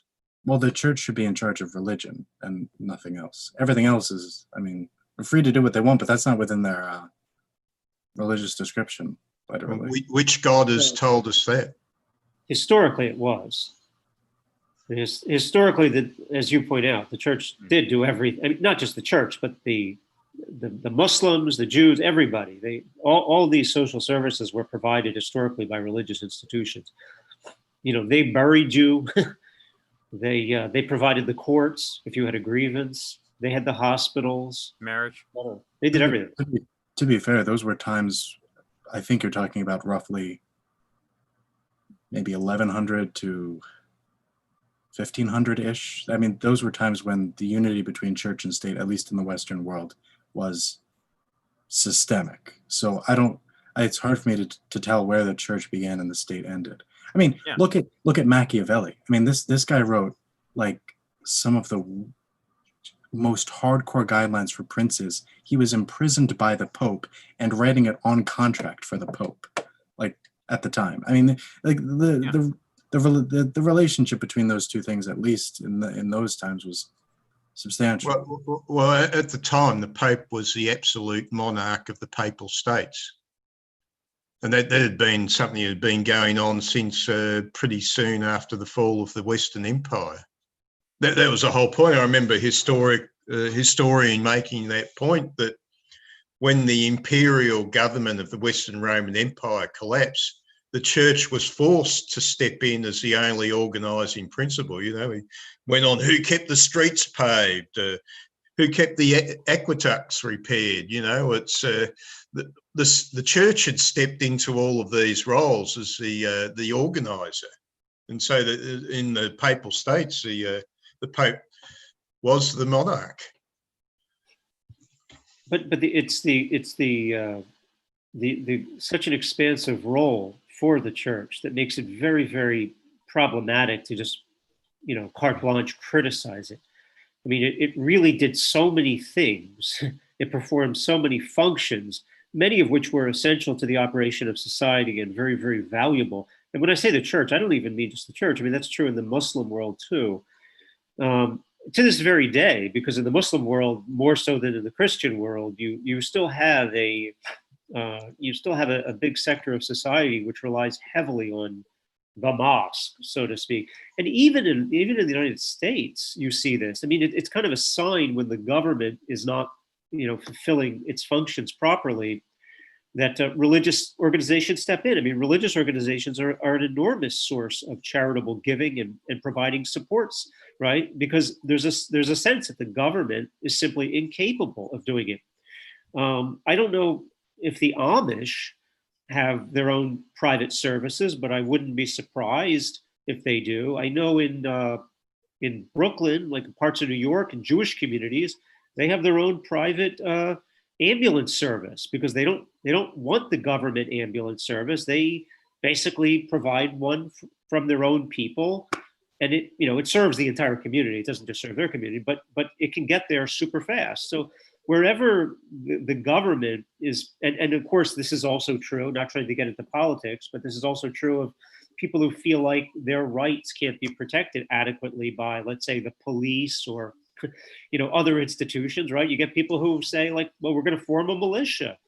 So it's true that there was a massive break between the integration of a society with church state and today, but it's never completely gone away. Religions have never been solely places where people go for spiritual salvation. They've always. You've disappointed me now. I thought the religion was dying. And but to your point, to your point, if you look in South America today, or just in the last 50 years, the churches have been responsible for massive humanitarian efforts. I mean, we're talking about civil wars or dictatorships that come and go, and the church has been there through all of that to shelter people from. I mean, literally today, I'm sure you could find an example of a church in South America. There's a long history of specifically South American churches doing that. I'm not saying it's good or bad. I would hope we strayed away from these moral arguments about the role of church, and I mean, it sounds like there's a hint of right and wrong, or like what the church's role should be or is, and might be. There's not for me. I mean, I can't speak to anybody else. I mean, I personally will tell you my view is I want 100% separation of church and state, but in Europe, of course, they don't do that, right? I mean, in Europe, you don't have separation of church and state. And the reason you don't have separation of church and state in Europe is in order that the state can basically control the church. So it approves who is going to be the chief, whatever, or the head minister, the priests, the Muslim rulers, all of the religious leaders basically only exist in a place like France with the approval of the government. And so they don't have separation of church and state, and they don't have it because they want the church to be dominated by the state. I don't want that personally, but I think the American system is a preferable system. I think Smith is making a point. It's a very interesting one. It really struck me is he's pointing out that he's claiming that we've lost the sense of spirit. That back in those times, there was an attitude that spirit was something they almost perceived as an idea, or maybe as an idea, but today we've lost it. Smith made the point that spirit specifically was something that religion cultured people into, that it took time for people to develop spirit. And I think it makes your point stronger that perhaps we never lost it, perhaps we just failed to attain it. I mean, you could say a lot about that. I mean, maybe it's the church's failure that we haven't ever reached that point. Maybe it's ours. I don't know. But or maybe we have reached the limit of the Christian society. maybe. There was a struggle within the church over the term. You know, if you go back to the Hermetic wisdom and all that, the early church seems to have followed the concept that man was body, soul, and spirit. And the Roman Church around 870, 869 AD has been claimed virtually banned the idea of a human spirit. And I found that, I heard about it years ago, and now I'm starting to find it a very, very striking idea that naturally we think of ourselves as body and mind, or body and soul perhaps. But they used to speak about a third entity called the spirit. And it was, sorry? What, can you define it? What the spirit is? Well, I think the point is that it just doesn't naturally come to us. We can think of body and soul, that's easy, or body and mind, but they're talking about this third entity called the human spirit.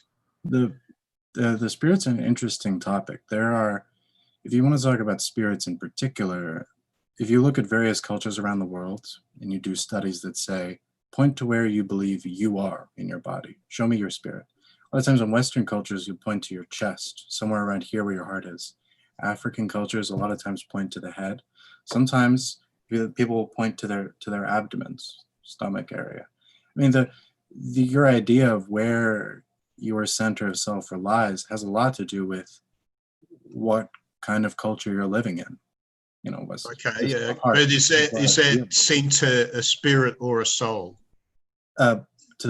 To both, without a proper distinction, it's absolutely both. Yeah, that's my point. My point is that distinction between spirit and soul. Obviously, we you know, a secularist might talk about body and mind, or they could be a monist and say there is only one.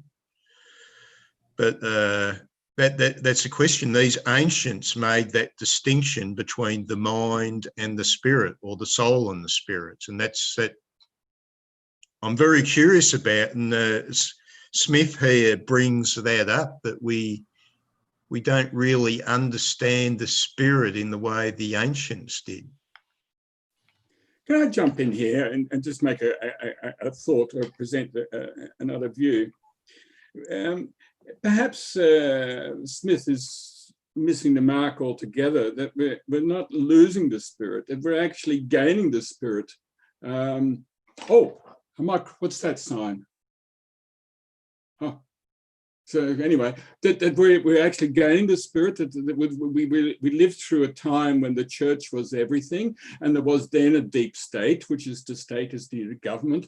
And when Thomas Aquinas pulled a little trick out of his book, Summa Theologia or something he wrote, and at that time he gave us mortals the ability to discover the hand of God, and by that process slowly began to undo the power of the church. And when Tyndale and Hurst translated the Bible from the Vulgate into the English, it again took a bit more power away from the church. And what is happening in this process? We're seeing a shift of power, and what was the inner state became the outer state, and what was the deep state is today religion.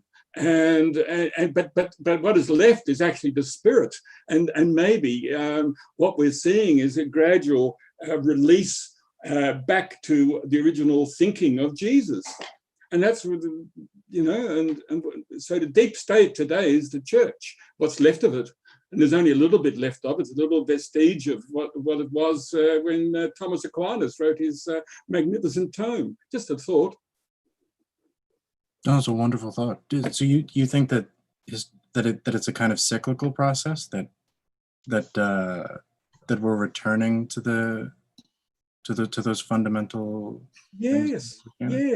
Yes, I do believe that, contrary to some of the signs that we're seeing in politics in America, that there is an undercurrent returning back to the spirituality. And I would really recommend, you know, I mentioned Eckhart Tolle, you know, he to me, when I read his stuff, his books, and they're very liberating. I'm thinking this man could be speaking like what Jesus did. Now, Jesus, unfortunately, was a Jew, and he was tainted, and I don't know what he did during his 30 years before he died. He disappeared. Did he go to Kashmir and come back as a Buddhist? I don't know. But whatever happened, perhaps there is a man there saying, and what we're now starting to feel.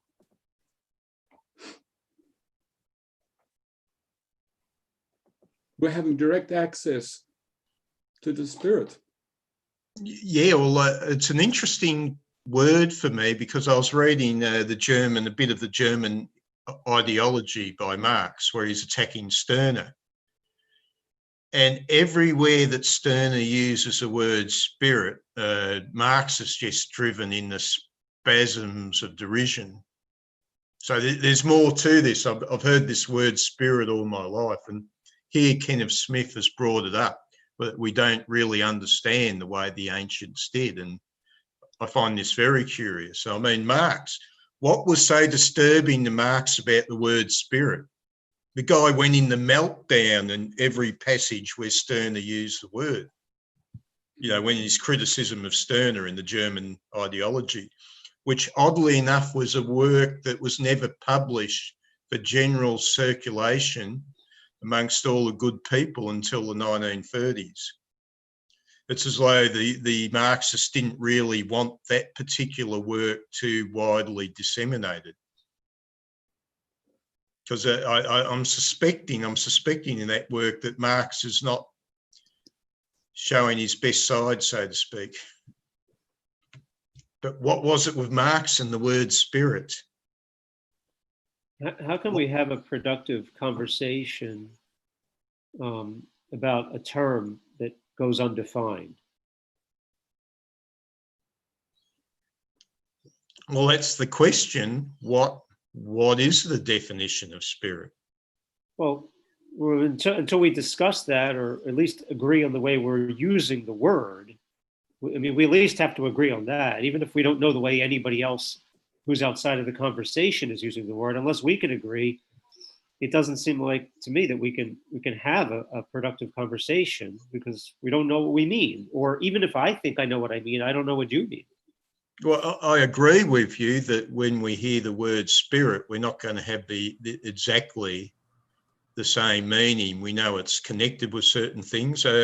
David Miller, grand old David Miller, who David Riol knows quite well, he made the point, and he explained it very clearly what the common usage of the word spirit was. And it means not that. When the Hindus were trying to explain the word spirit, they're saying, well, it's not this and it's not that. So they're saying it's eternally something else. There's a word for it. It's eternally removed in a sense. So spirit is something which is less material. For example, an idea in my head is less material than the brick. So the idea in my head is something closer to spirit than the brick is, theoretically. So what's the difference? So yeah, it's a spirit's an absence of matter in the common understanding. But we can't really put our finger on what it is, only that it's not that. That's the Hindu trick.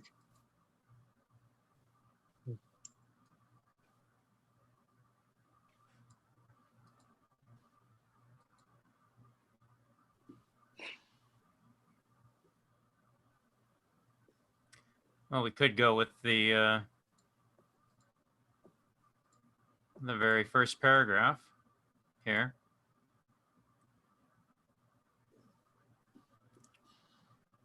Spirit is a metaphysically peculiar principle, classically called actus purus, or activity untainted by any passivity or suffering. All that is in nature acts and is acted upon in a dialectic or reciprocation, a relativity of priority. To be natural is to be marked by liabilities, necessities, or needs, as well as powers and instincts for self-providence. But spirit is the idea of absolute or unencumbered power, unconditioned by and abstracted from the web of natural transactions. Can you translate that? No, I mean, I honestly, it means nothing to me. I mean, I see him throwing around a lot of, highfalutin terms, but if genius is the ability to express complex ideas in an intelligible form, this is not genius. I don't mean that as a criticism. Very, very few things in this world are genius. So I really don't mean that as a criticism. I just mean that I don't know. I mean, I don't know what that means. I mean, and if you can explain it to me, I would appreciate it, if you know. I mean, the one term that strikes me from his definition is power. Spirit is power. But, power is that's a loaded term. I mean, that can mean almost anything. There's a whole bunch of terms out there that people love to throw around. They probably know what they mean when they say them, but I don't know what they mean unless I'm good friends with that person. Somebody says I'm a spiritual person. The only thing I know is that it's a good thing. It's always a good thing to be a spiritual person. But I have no real idea what any human being means when they say, oh, so-and-so is a spiritual person, unless I know the person I'm speaking to and I really know the way they use the word.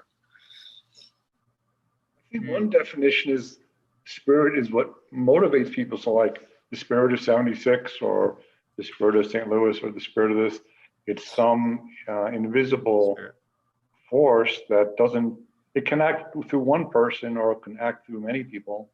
So someone like Napoleon said, ultimately there are only two powers in the world, the sword and the spirit. And in the long run, the spirit will always win over the sword. I don't know what he meant, but he somehow motivated an entire country. He got 500,000 men to follow him to Russia. Only 50,000 came back. And still he mustered another army after he came back from Elba. I don't know, he appealed to them on some level. I don't know if we would call that spirit. On the other hand, you could say, some people. Well, he's talking about an ideology, that ideas which are insubstantial are more powerful than the sword. Right. Or the pen is mightier than the sword's another example. But also you have people who are very materialistic and physical. And then you also have people who believe in the brain and the mind and the life of the mind who are intellectual. And so they sometimes fall into this duality of being at war with each other. And so you could say that you're not a body with a mind or a mind with a body. You're something else that has a brain, which is part of your body, but there's something beyond your brain, which is your mind, which can't be so easily quantified. Although some people do. Some people say that, your brain is just a collection of chemicals and neural impulses and not more than that's called monism. That comes under the doctrine of monism. What comes under the doctrine of monism? Or the idea that the brain, the mind is material. There's only one thing, that's the material. Okay, so I'm saying that you could say that soul or spirit is something else, that which has a brain or a mind and a body. And so it's not really one or the other.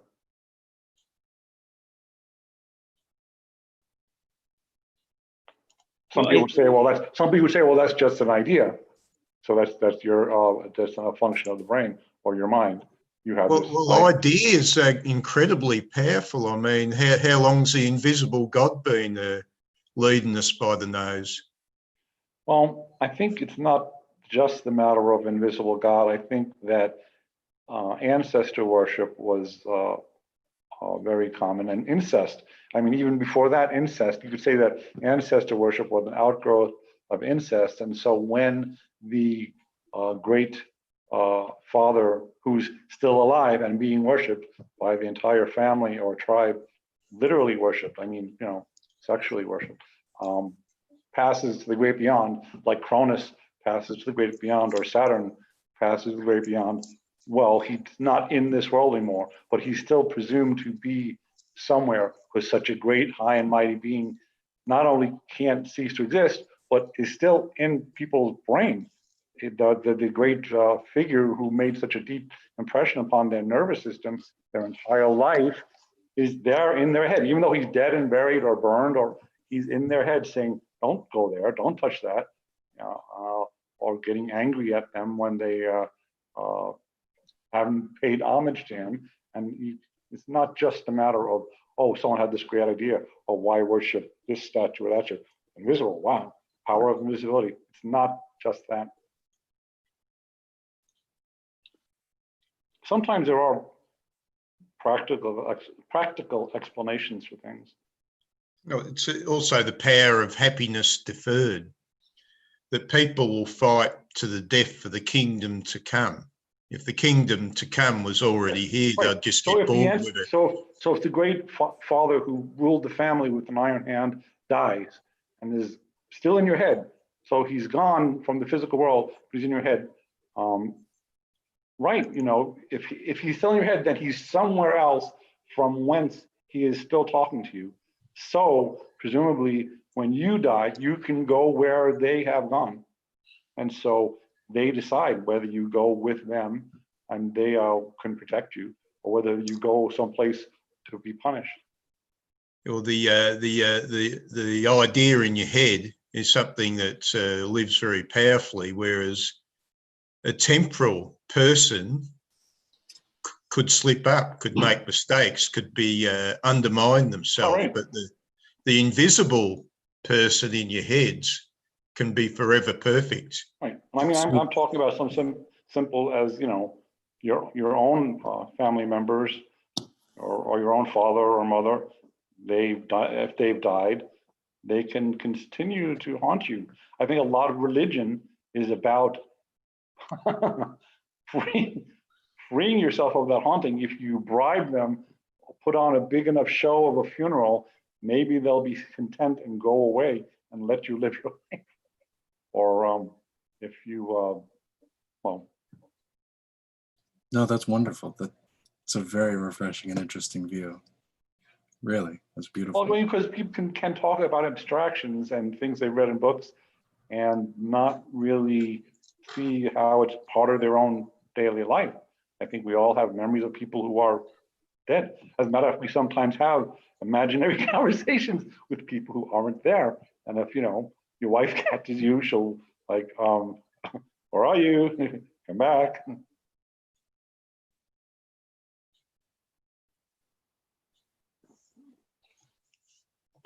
Yeah, that's wonderful. Especially I mean, that's just fascinating. The way that, I mean, the way that ancestor worship, right, could have stemmed from incest, and then ancestor worship turns into this like almost godlike view of somebody's spirit after they've gone. So we cherish them in death with funerals so that they'll leave us alone. I mean, that's fascinating, seriously, and perhaps reasonably true. I mean, that's. I think a lot of witch doctoring, tempting, very tempting to believe that. Yeah. You know, you're talking about spirit and spirituality, which there's always in ancient cultures, there was always somebody who was a counterpart to the chief, who was called the witch doctor or sorcerer or whatever, and that was part of his job to deal with the so-called spiritual, so that if someone was sick, it was presumed to be someone was cursing them. So the witch doctor would do some ritual. He would burn incense and wave around a chicken or something. I don't know. And that was if the power of, I mean, we know about the placebo effect, the power of belief. If they did this well enough, the person would be freed from that obsessive idea that something was cursing them and making them sick. Now, did it work all the time? Probably not, you know. But if someone had placebo, it works on all psychosomatic elements. I mean, buy some today. Yeah. Oh my God. Why didn't you speak up for the entire meeting? I was so tired of talking about parables for like an hour. And then well, I was here you are dropping these wonderful thought experiments that I'm gonna, think about all night. If you want to read something really kind of full of thought experiments, has anybody here heard of some of the old people my age heard of Julian Jaynes? Remember him back in the 70s? Anybody remember him? The Origin of Consciousness and the Breakdown Yes. of the Bicameral Mind. Yeah. I don't think he was accepted either by anthropologists or psychologists. No, he really wasn't. But he said some interesting things. he said some very interesting things that that the ancients, before the flood, the antediluvian ancients, they had voices in their heads. They were ruled by voices in their heads. They were. Do you ever see the Star Trek Next Generation with the Borg, and they liberate one of the Borg named they name him you? Did anybody see that? 3 out of 5. What he's I think I mean this is what he wrote that before Star Trek Next Generation. But I think what he's suggesting is that they were kind of incapable of independent thought. They were kind of like members of the Borg collective, and that it was the flood or overcrowding or a combination of factors that caused it to break down. The gods no longer worked. The voices in their head no longer saved them from enemies, from starvation, from drowning. And so that's when people all of a sudden became individuals. So what was the name of the author again? I have to look him up. James? Jaynes. Is that it, David? Julian Jaynes? Julian Jaynes. Yeah.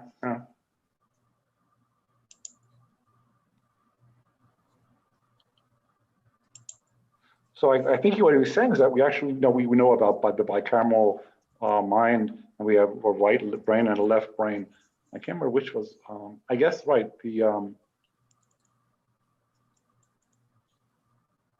So the right part controls the left side of your body, right? So our right brain was totally dominated by hundreds of thousands of years of being in the family unit and that whole belief system, indoctrination from the time we were born, and that people actually spoke to the gods all the time, and they had visions all the time of the gods telling them what to do, and that so-called modern times began when that no longer worked, when the Mediterranean was getting too crowded and there was some kind of volcano or something that caused a tremendous flood and just broke up all these little family units, extended family, tribal village units. Oh, okay, the historical floods usually associated with the decline of the ice age, isn't it? Yeah, the sea levels rose. So this happened around about. Well, not really the ice age. I think technically it's the last glaciation. I think ice ages are actually different than glaciations. So it's the end of the last glacial maximum, the LGM, right? That was about 20,000 years ago, give or take. But right, okay, well, the Egyptians were dating the flood back to 9,000 BC, which corresponds with, well, you know, some nice events in the, what was it, the Younger Dryas or something like that. You know, they're theorising this huge meteor caused a ecosystem collapse back then, and all the shell shock survivors lost the voices in their head and were struggling to get them back. Or was it that temple they found in Turkey? What was the name of it again? The Göbekli Tepe or something like that, was it?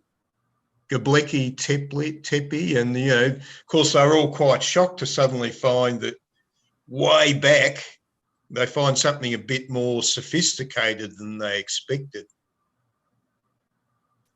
Was there some sort of sophisticated spirituality which we've completely lost? It goes back, you know, to some ancient time, which to them was self-evident. Right. Yeah, I suppose. Has anybody ever read this story by H.G. Wells, The Country of the Blind? No, I know the concept. It's pretty. Well, you're right. It's right. In The Country of the Blind, the one-eyed man is king. So I mean, that's kind of the premise he makes the short story. I mean, it's fiction. It's a short story of his. It's a little hard. I think the point was the blind thought the sighted man was crazy. Oh, you read the story? I've heard of the story. I think that's the claim, isn't it? He was talking about sights, and none of the blind people could make head nor tail of what he was. The story is that he's hiking in Peru in the Andes with a friend, and he falls into a crevasse, and falls into this valley, this beautiful, fertile green valley out of, from the icy heights. And he discovers these people who he investigates and comes to the conclusion that sometime, hundreds of generations ago, they were all descended from a single couple, a blind man and a blind woman, who somehow found this valley. And they so they don't know, they've forgotten what vision even is. They don't know what vision is. And even their eyes have, their eye balls are actually recessed into their sockets. So there's like a concavity there. And so he goes, he somehow, their language is similar to other native local languages, and enough that he can kind of piece out as communication. And then he's there for quite a while, and he can speak the language. And he's trying to explain to them that he has this power of sight, right, of vision. And they are kind of like, oh, sure, he has a special power, right? He has a special sense, They think either he's just a con artist, or he's lying, or that he's just crazy. So they kind of, laugh about all the crazy guy. He claims to have some kind of supernatural power that he can see. And he keeps trying to prove it to them. But as luck would have it, every time he tries to prove it to them, something goes wrong. I mean, this is where it gets a little, spooky, right? As if some force is not allowing it. He'll say, oh, Pedro is coming down the pathway here. He should be here in 5 seconds. And then Pedro goes off in a different direction. And they say, yes, of course. And so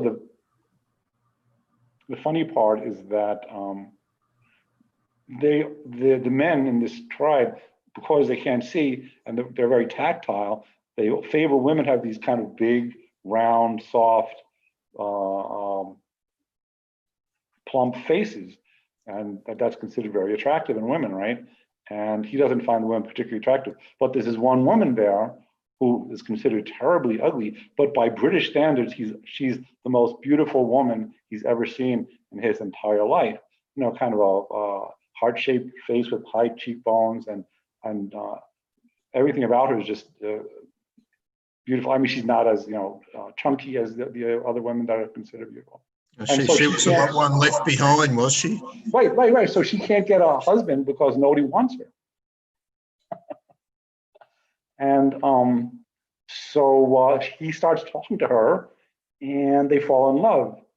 And so, I mean, this is what H.G. Wells shows his, I guess, English, dry English wit. So he's, they make arrangements. They're going to get married. He decides he wants to stay there forever because she's so beautiful, and he wants, he's found love.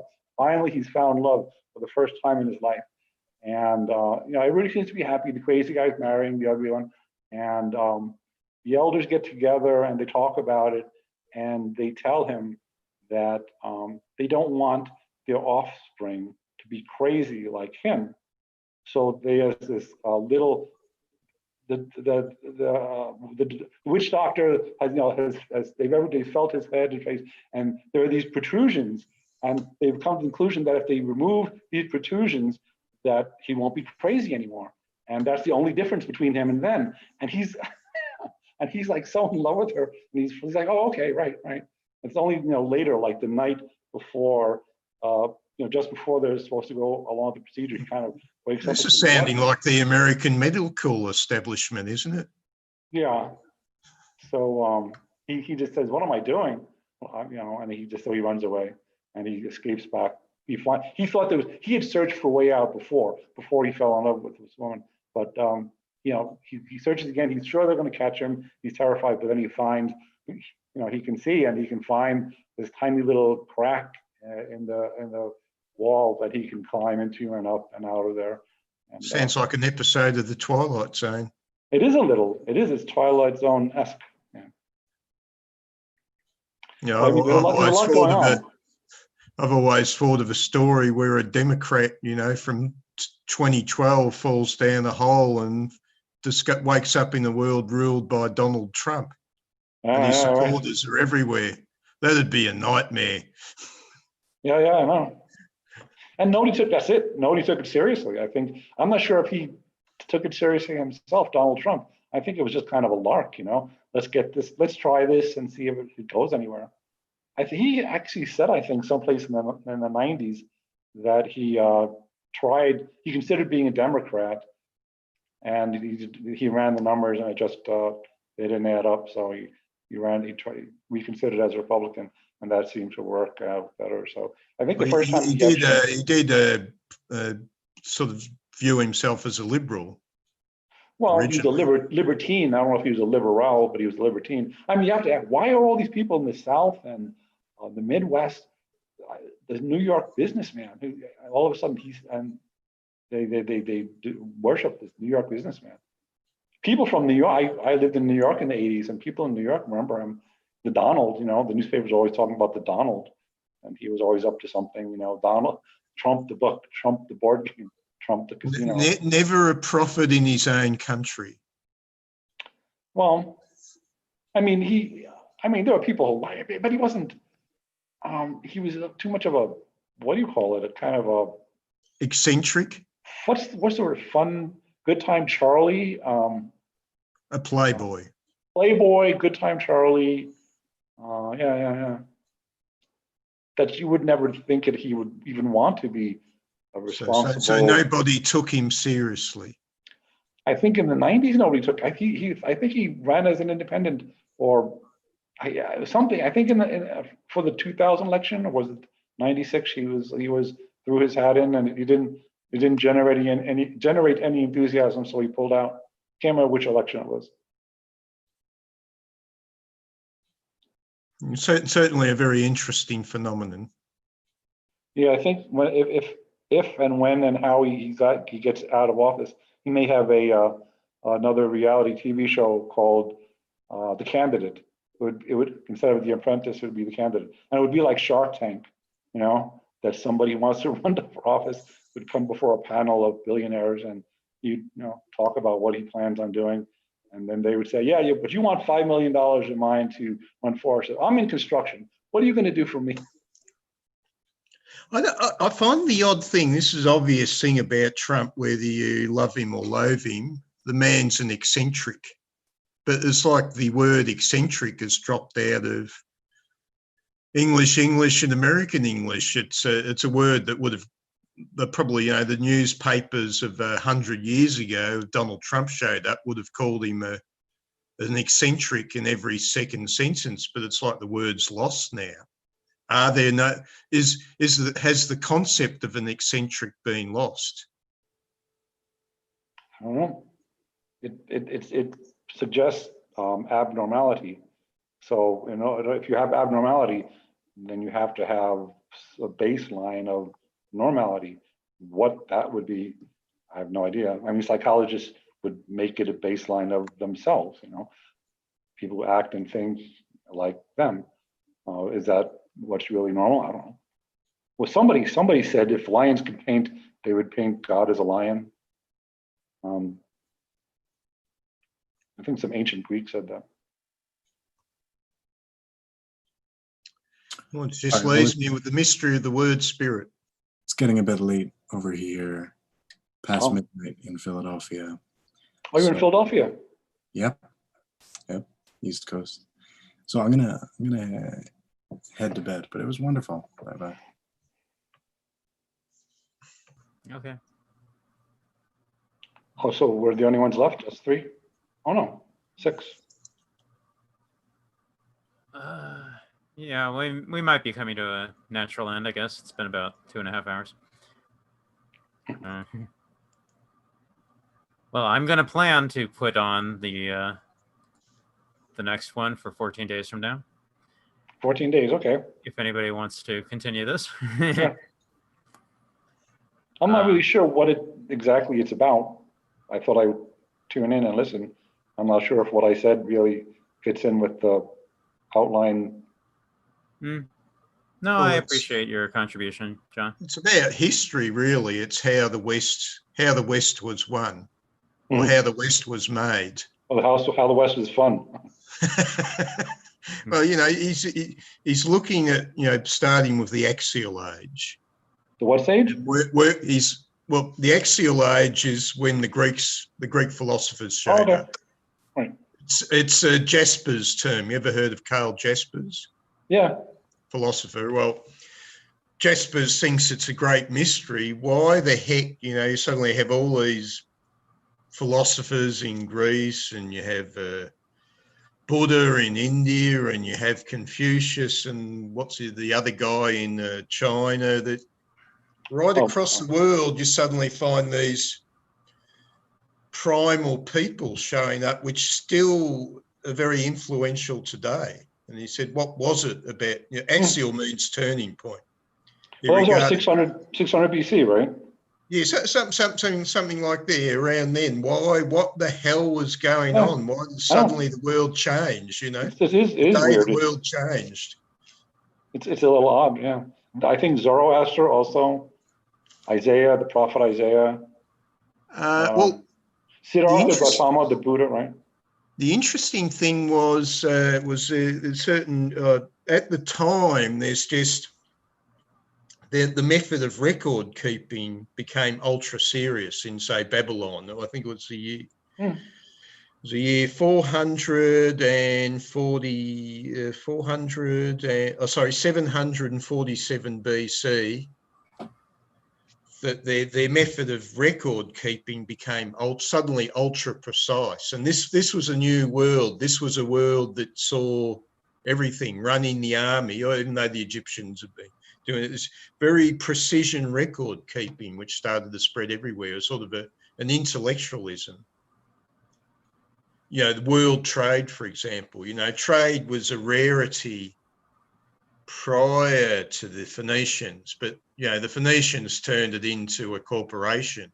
So we saw the rise of the primitive corporation at the time. So this this massive transition, which all Jaspers is going, what the hell was going on? Suddenly, right across the old world, it wasn't just in one place. It wasn't just in Greece. It was right across the map of the old world. What was going on? I don't know. I mean, if you want to believe in something spiritual, you can say that some being, maybe the people who tampered with the primates and genetically engineered them into us, dropped in, picked a few people, transmitted some ideas into their brain, and then left again. Maybe they'll come back someday. I mean, if you want to believe that. Right, axial age. Wikipedia, I'll post it up. Copy, right. Paste, enter. Yeah, the axial age. Quite worth a bit of study.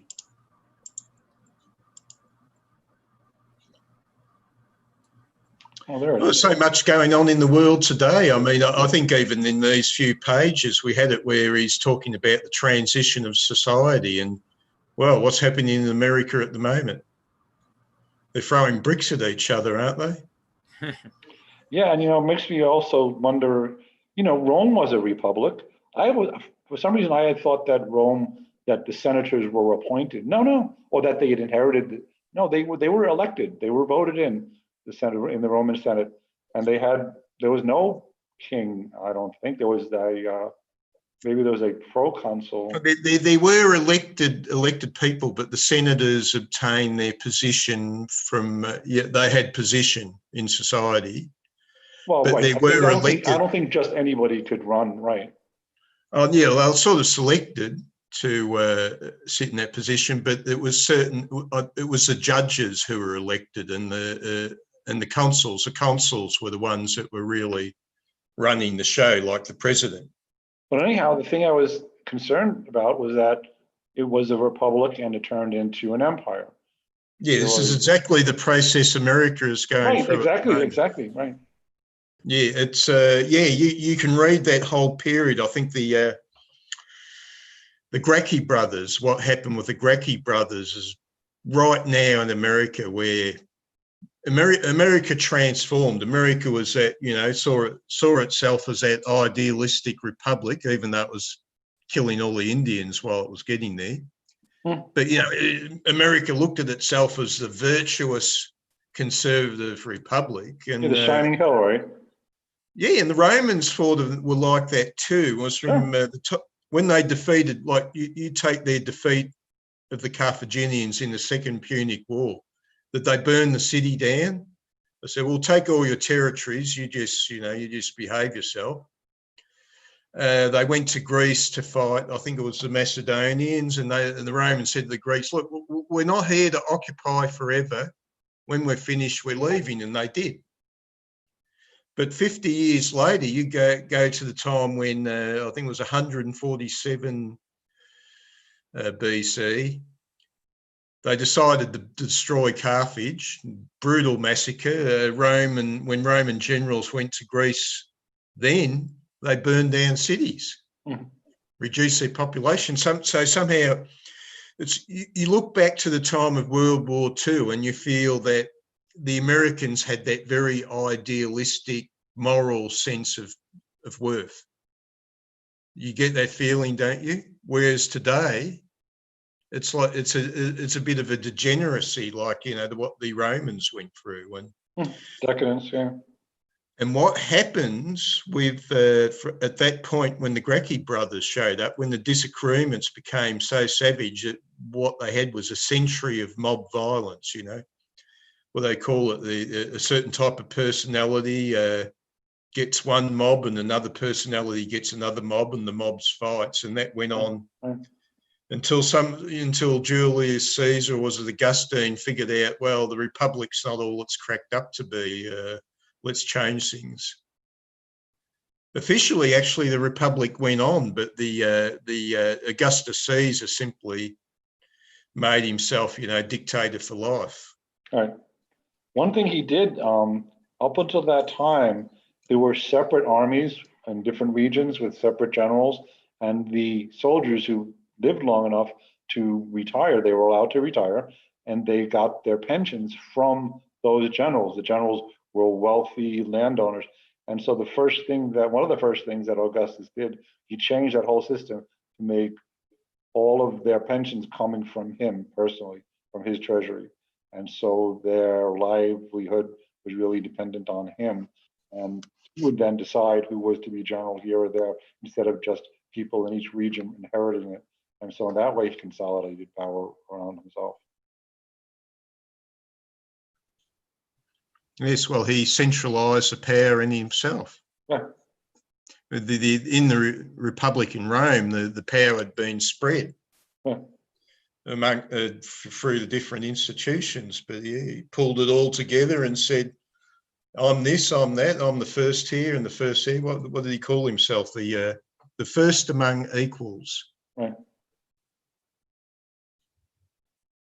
Yeah, but yeah, I picked that up. You know, people have compared America to Rome, and yeah, that you look at that period from the defeats. The Second Punic War was, to me, a bit like World War II, and that's when Rome emerges as the complete premier power in the Mediterranean. You know, right? It was like a fight, right? It was a fight for the control of the Mediterranean. Yeah. And then America becomes a power after World War II, and what's happened is the American spirit has degenerated. I want to ask David something. So I've been reading From Hell, and there's one, you know, you have those quotes on the beginning of each chapter, right? And there's, oh no, that's not where it is. Right, there's one of the characters, I can't remember what the character is, he's telling someone else, and it's 1888, right? And he's talking about this fella Crowley says that by 1950, America and Russia are going to be the two world powers. Do you remember what I'm talking about? Do you remember that? I think he pronounced it, he spells it different though. I was wondering if it was Aleister Crowley who he's quoting, or somebody else. You can find because at that time, 1888. I mean, that would have been the most far-fetched, preposterous thing you could say, that Russia and America will be the two great world powers. Would have been absurd. At the time that Great Britain was at its height. I disagree. There was at the time the premier powers. Yeah, there was Britain, Britain was the great world power at the time. The French were trying to zap the British. The Russians were a power at the time, but yeah, this guy's figured out that Britain and the Central European powers or whatever are all going to be eclipsed by America and Russia. That's not such an outstanding prediction. Well, if you said 100 years from now that America would be reduced, just the way Great Britain has been reduced to a fragment of itself, maybe the East Coast states and Washington D.C. If you suggested that part of the Southwest will rejoin Mexico, and that the Northwest will join Canada, and that America won't be a great world power anymore, won't have the greatest army or the greatest world, people would once again say that's ridiculous. You told them. I don't think anybody would say it's ridiculous. Well, somebody might disagree, but wouldn't say it's a ridiculous opinion. Well, I mean, I just made it up. I mean, I'm not sure if it even constitutes an opinion. I'm just trying to. What you're saying is that America, as we know it today, will undergo a vast collapse. Well, look at Great Britain. I mean, it's actually lost even Ireland.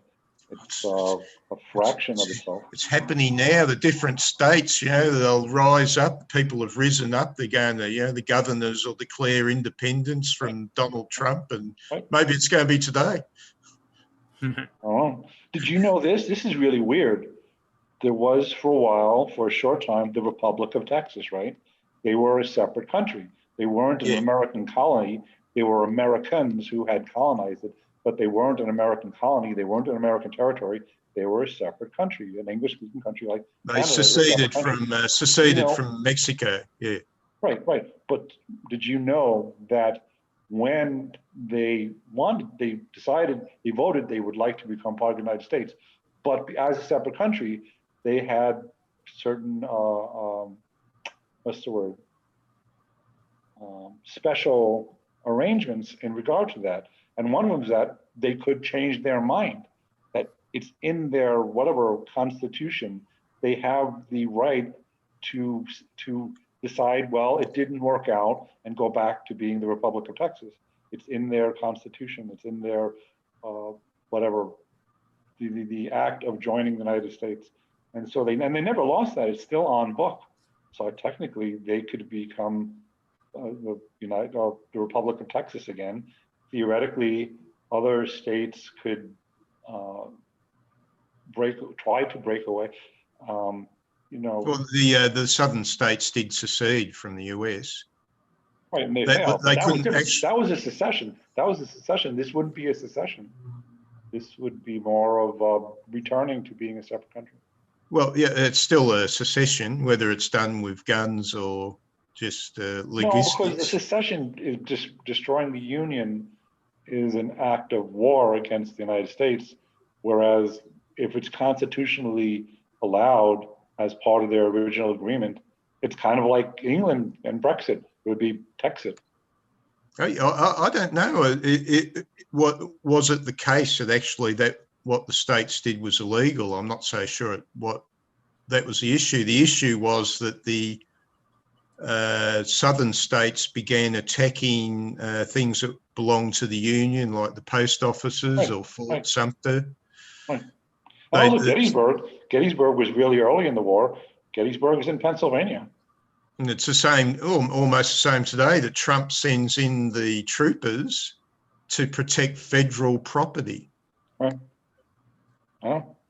Like, you can burn down the rest of the city if you like, but don't touch any federal property. I know. It's a little scary. It is a little scary because we're living in this, what war? My father was in World War II, but he was nowhere near the fighting. And I was a little too young to be of draft age.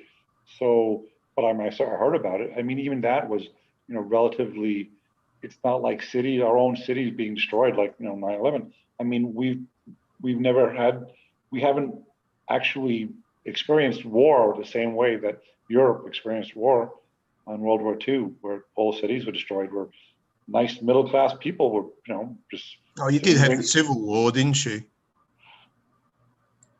Right. That's the closest thing that comes to it, right? The Civil War. But I'm saying, I don't know how people would react, if Donald Trump and his 90 million followers did do something that really divided the country, and there were, federal troops fighting state troops. I don't know, or I don't know how, 9/11 was shocking that something like that could happen here. That's what I mean. We have this sense of safety. We think about our, whether our pool has enough chlorine and, or how old are you now? I was born in 1960 when I was a youngster. The world was, for me, an Anglo-Saxon living in an Anglo-Saxon country. You were born in this country? Or you were born because you have? I'm Australian. Australian. Okay. Fellow Anglo-Saxon. Okay. We were masters of the world. We'd been masters of the world for a couple of centuries, and it was all the other poor bucket buggers that were copying it, wasn't it? Really, besides the American Civil War, I don't know. Look at all the English-speaking countries and tell me which one has been occupied by a foreign power. Was America ever occupied by a foreign power? Has Britain been occupied by a foreign power? Has Australia ever known an occupation? Right. I think those islands in the English Channel were occupied by the Germans during World War II. But yeah, we Anglo-Saxons have been on top. We've never known, had the concept that our power might be overthrown. I was a kid living in the 1970s or 1960s. We were the masters. We were unassailable, Right. Nobody We have the screwed sense of us. security. We have the sense of security that I don't think people in Europe have. I mean, they haven't experienced what some of their parents have. So people our age have heard stories from their parents, or even in Eastern Europe, they were under Soviet. When an armoured tank comes plunging through your garden, you'll know all about it. Right. Well, I mean, but they experienced in Prague, the Prague Spring, and Russian tanks. If I was there, I would have been 11 years old, and I would have been seeing this out my window. Or even Hungary in 1956. So, in the 1970s, it was the only question was a bit of boredom and going down to the news agents to pick up the next science fiction novel and dream about conquering the galaxy or something like that. Right. That was it. It was a dream. It was a perfect bubble. How many of them do you get in history that you just feel, bad things are just things that happen in other countries, not here. You felt like I'm walking down the street. Have I got much to worry about? Well, yeah, maybe a little bit, but not that much. I expect that I'm living in perfect safety everywhere I go. And also, what's going to happen when the baby boom generation does, shuffle off its mortal coil? The younger generations will celebrate, won't they? That's what they're waiting for. Things could be, well, I mean, you could say now that, COVID-19 is, the world telling the boomers, okay, now you've had your dessert. People waiting for your table. People waiting to be born. Come on now, let's keep it moving here. I mean, mostly affects old people, Young people, it's much lower. Under the age of 40, the death percentage is like 0.03 or something. Whereas over the age of 60, it's like, 13%. Yeah, it seems to burn itself out a bit when it hits about 500 in a million. So yeah, it's not the Black Death. It's killing a few people. It's worse than a bad flu. But it could be here for a long time.